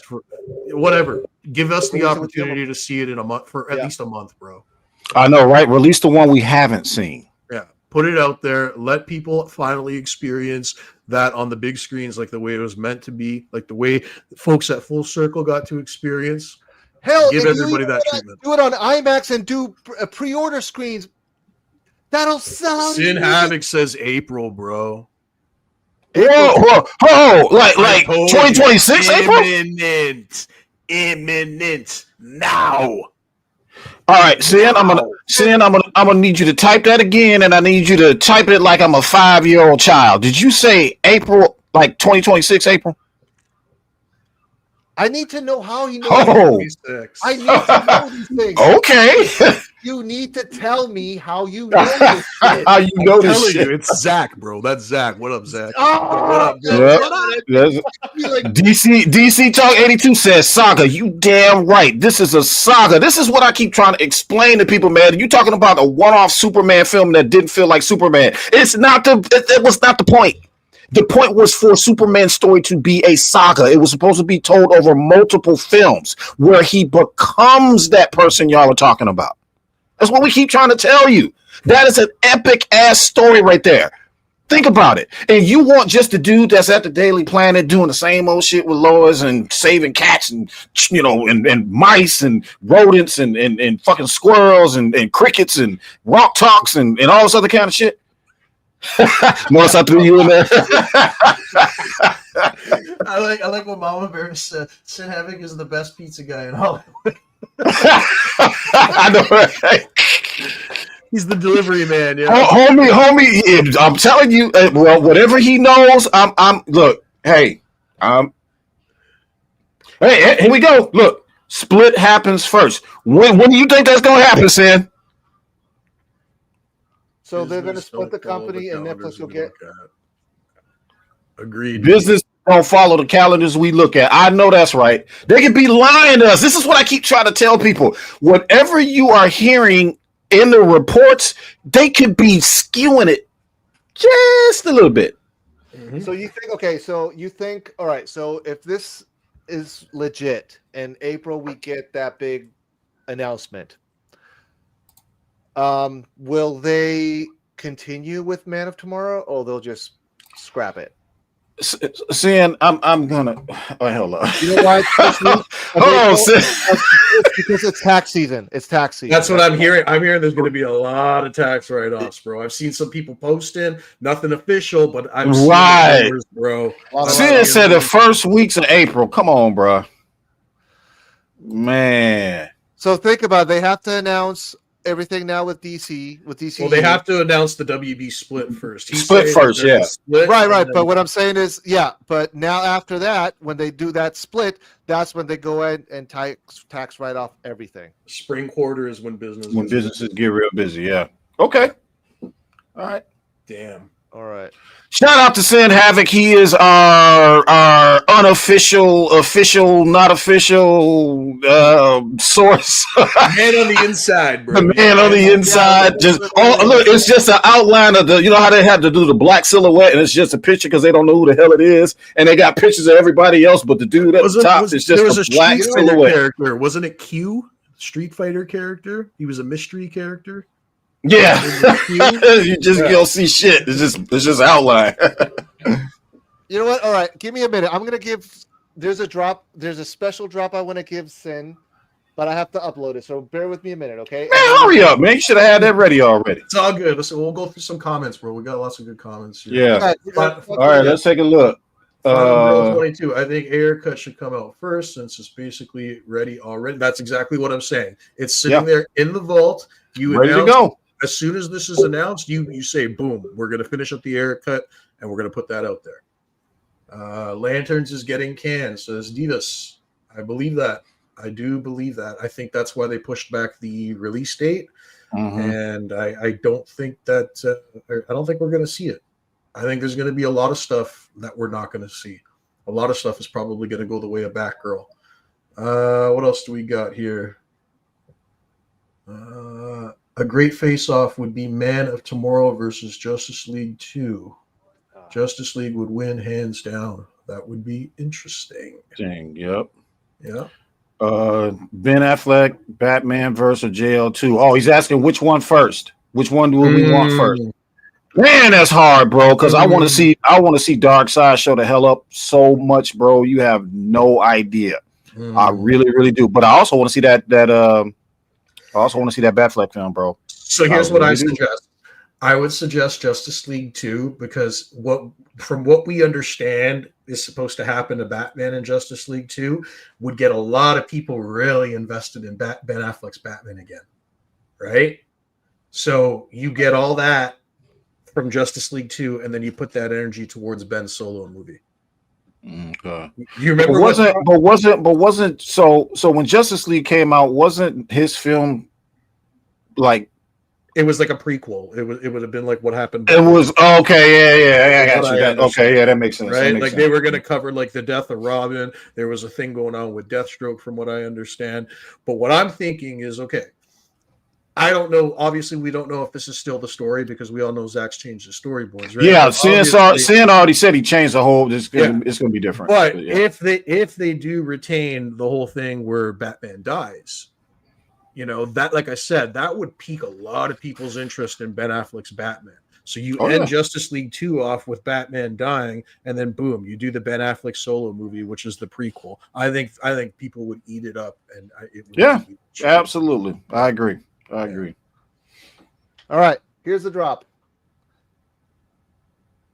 This is for you, Sin.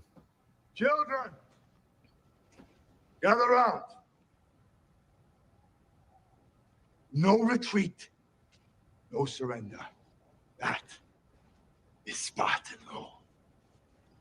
And by Spartan law, we will stand and fight and die. A new age has begun. An age of freedom. And all will know that 300 Spartans gave their last breath to defend it.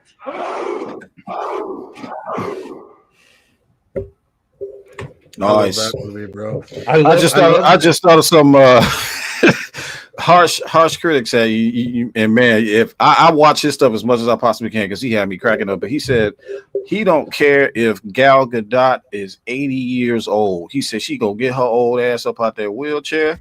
She gonna put that uniform on and she gonna fight. Dude, the one thing I love about that particular shot is how you just see the fire glowing on his face.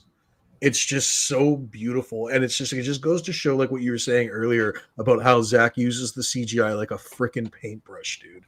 It's so meticulous and articulate and beautiful and perfect. Like just and y'all want us to just be like, oh yeah, man, just put that shit in the coloring book. Right after we're done watching the first Zack Snyder's Justice League, we'll just pull out our comic book for our coloring book for JL2 and JL3. No, thank you. Zach is not a director. He's an artist. Y'all understand that? Just so happens he knows how to direct. He knows how to get behind the camera. He knows how to frame shots. That's just a secondary thing that Zach knows how to do. His primary go-to, he's an artiste. It is what he does. That's why we like him so much. 70-75% of cinema is the actual screen, guys. Just so y'all don't, just so y'all get confused about how this whole movie theater thing goes. 70 to 75% of cinema is the goddamn screen. The rest of it is the soundtrack, and then you can take it from there, pretty much. Okay, all right. I like what Frank C just commented. Quote: Bruce Wayne is the Batman. That sets up Batfleck's film, the second phase of the Snyderverse. All right, so DC Talk, which one is the studio? So I put Netflix New Jersey studio. Is that which one is it? Hang on, I'll take a look on my end and I'll try and send you a link. Netflix New Jersey. That's right. Harsh critics while it's closed. Yep. Shout out to you, Harsh. So there's a website, dude. It's netflixnewjersey.com. Here, I'll send it. Yeah, netflixnewjersey.com. And it shows you what they're building. It's massive.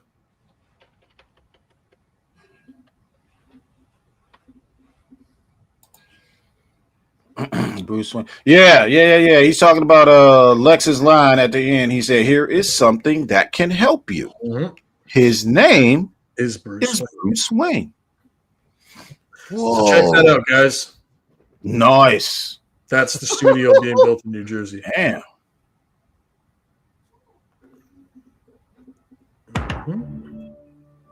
What the hell? So I'm going to read some of this to you.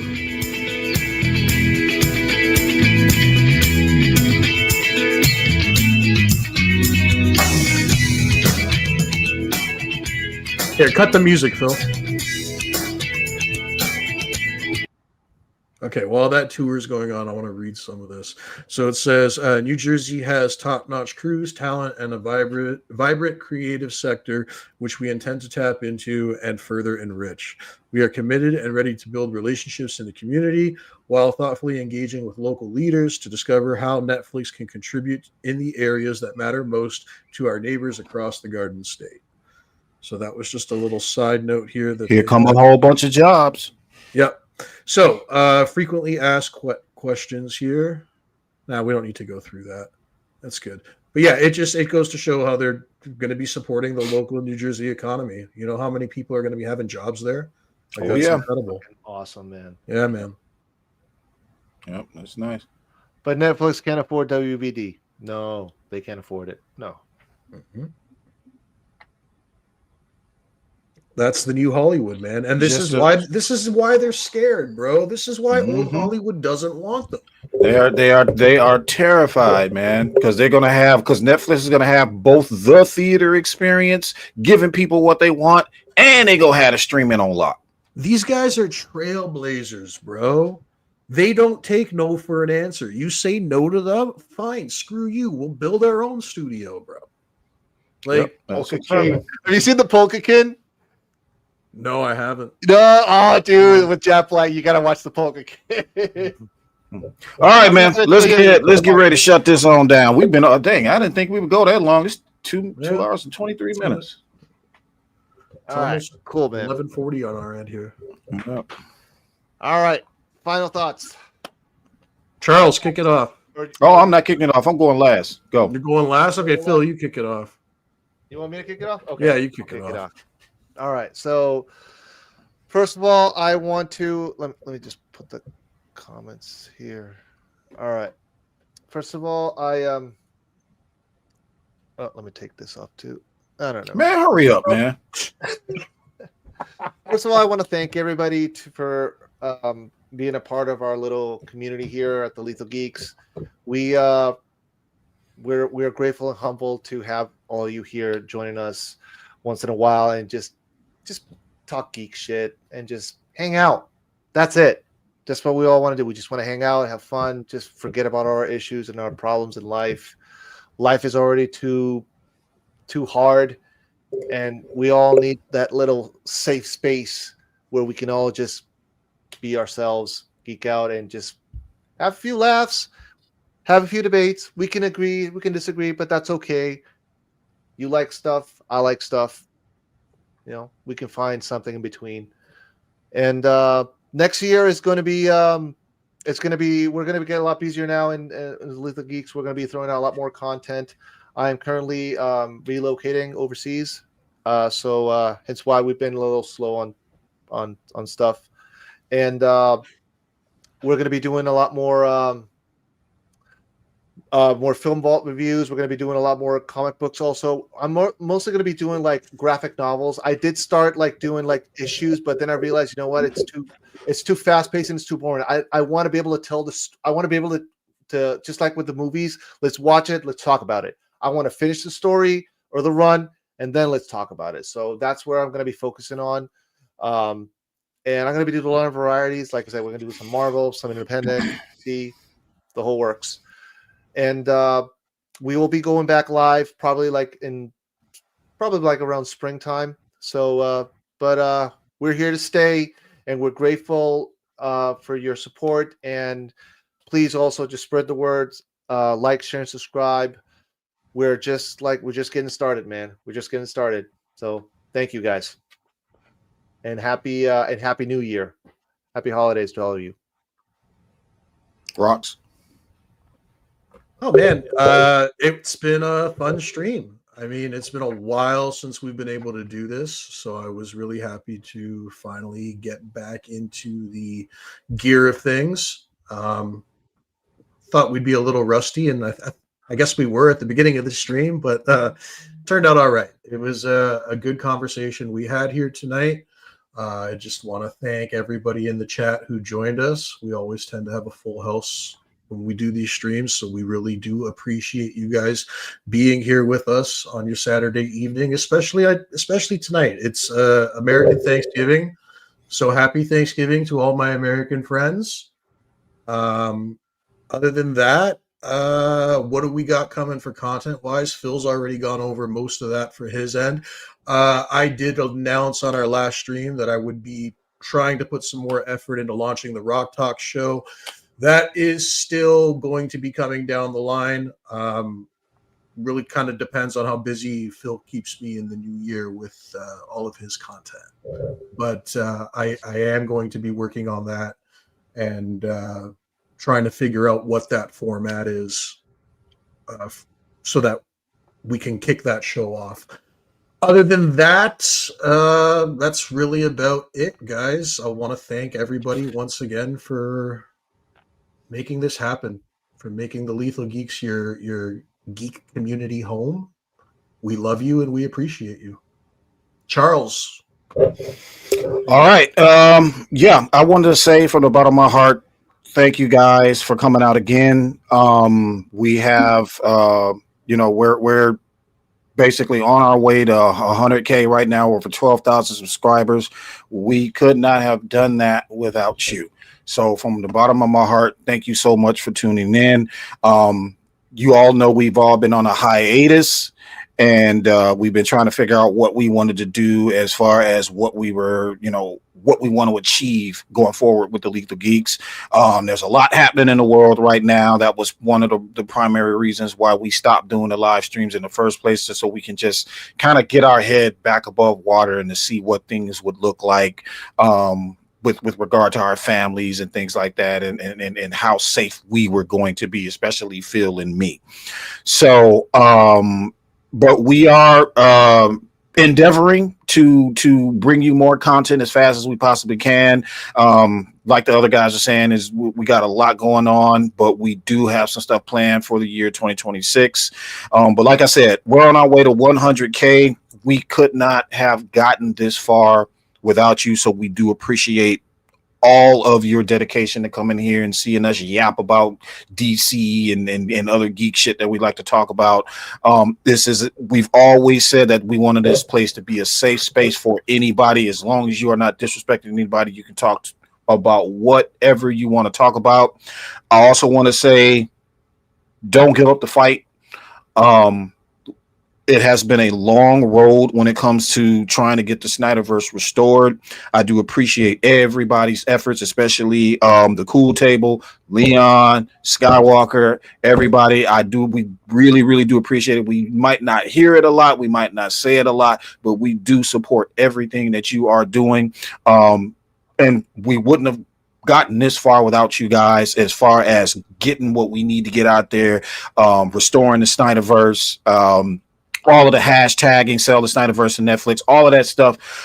It was y'all, baby. Y'all took it to the limit. We are almost there, and we thank you for being a part of that. Yeah, thank you so much for tuning in and listening to us yap about stuff, man. I really do appreciate it. We got a new year coming in. I want everybody to be safe. I want everybody to find something in your life that makes you happy, because this is where we are now. There's a lot of things that we have taken for granted up to this point, and we need some reflection. So find whatever it is that makes you happy, whether it's podcasting or meditation or flying a kite, whatever the hell does it for you, do it. Don't waste another minute in life not doing what you absolutely love doing. So I encourage everybody to do that, especially coming into this new year. In the meantime, that's all we got for now. Thank you so much again for tuning in. This has been the episode 30 of the Lethal Geeks podcast. More to come in 2026. Have a good night, ladies and gentlemen. Happy holidays, guys. Happy holidays. See you next year.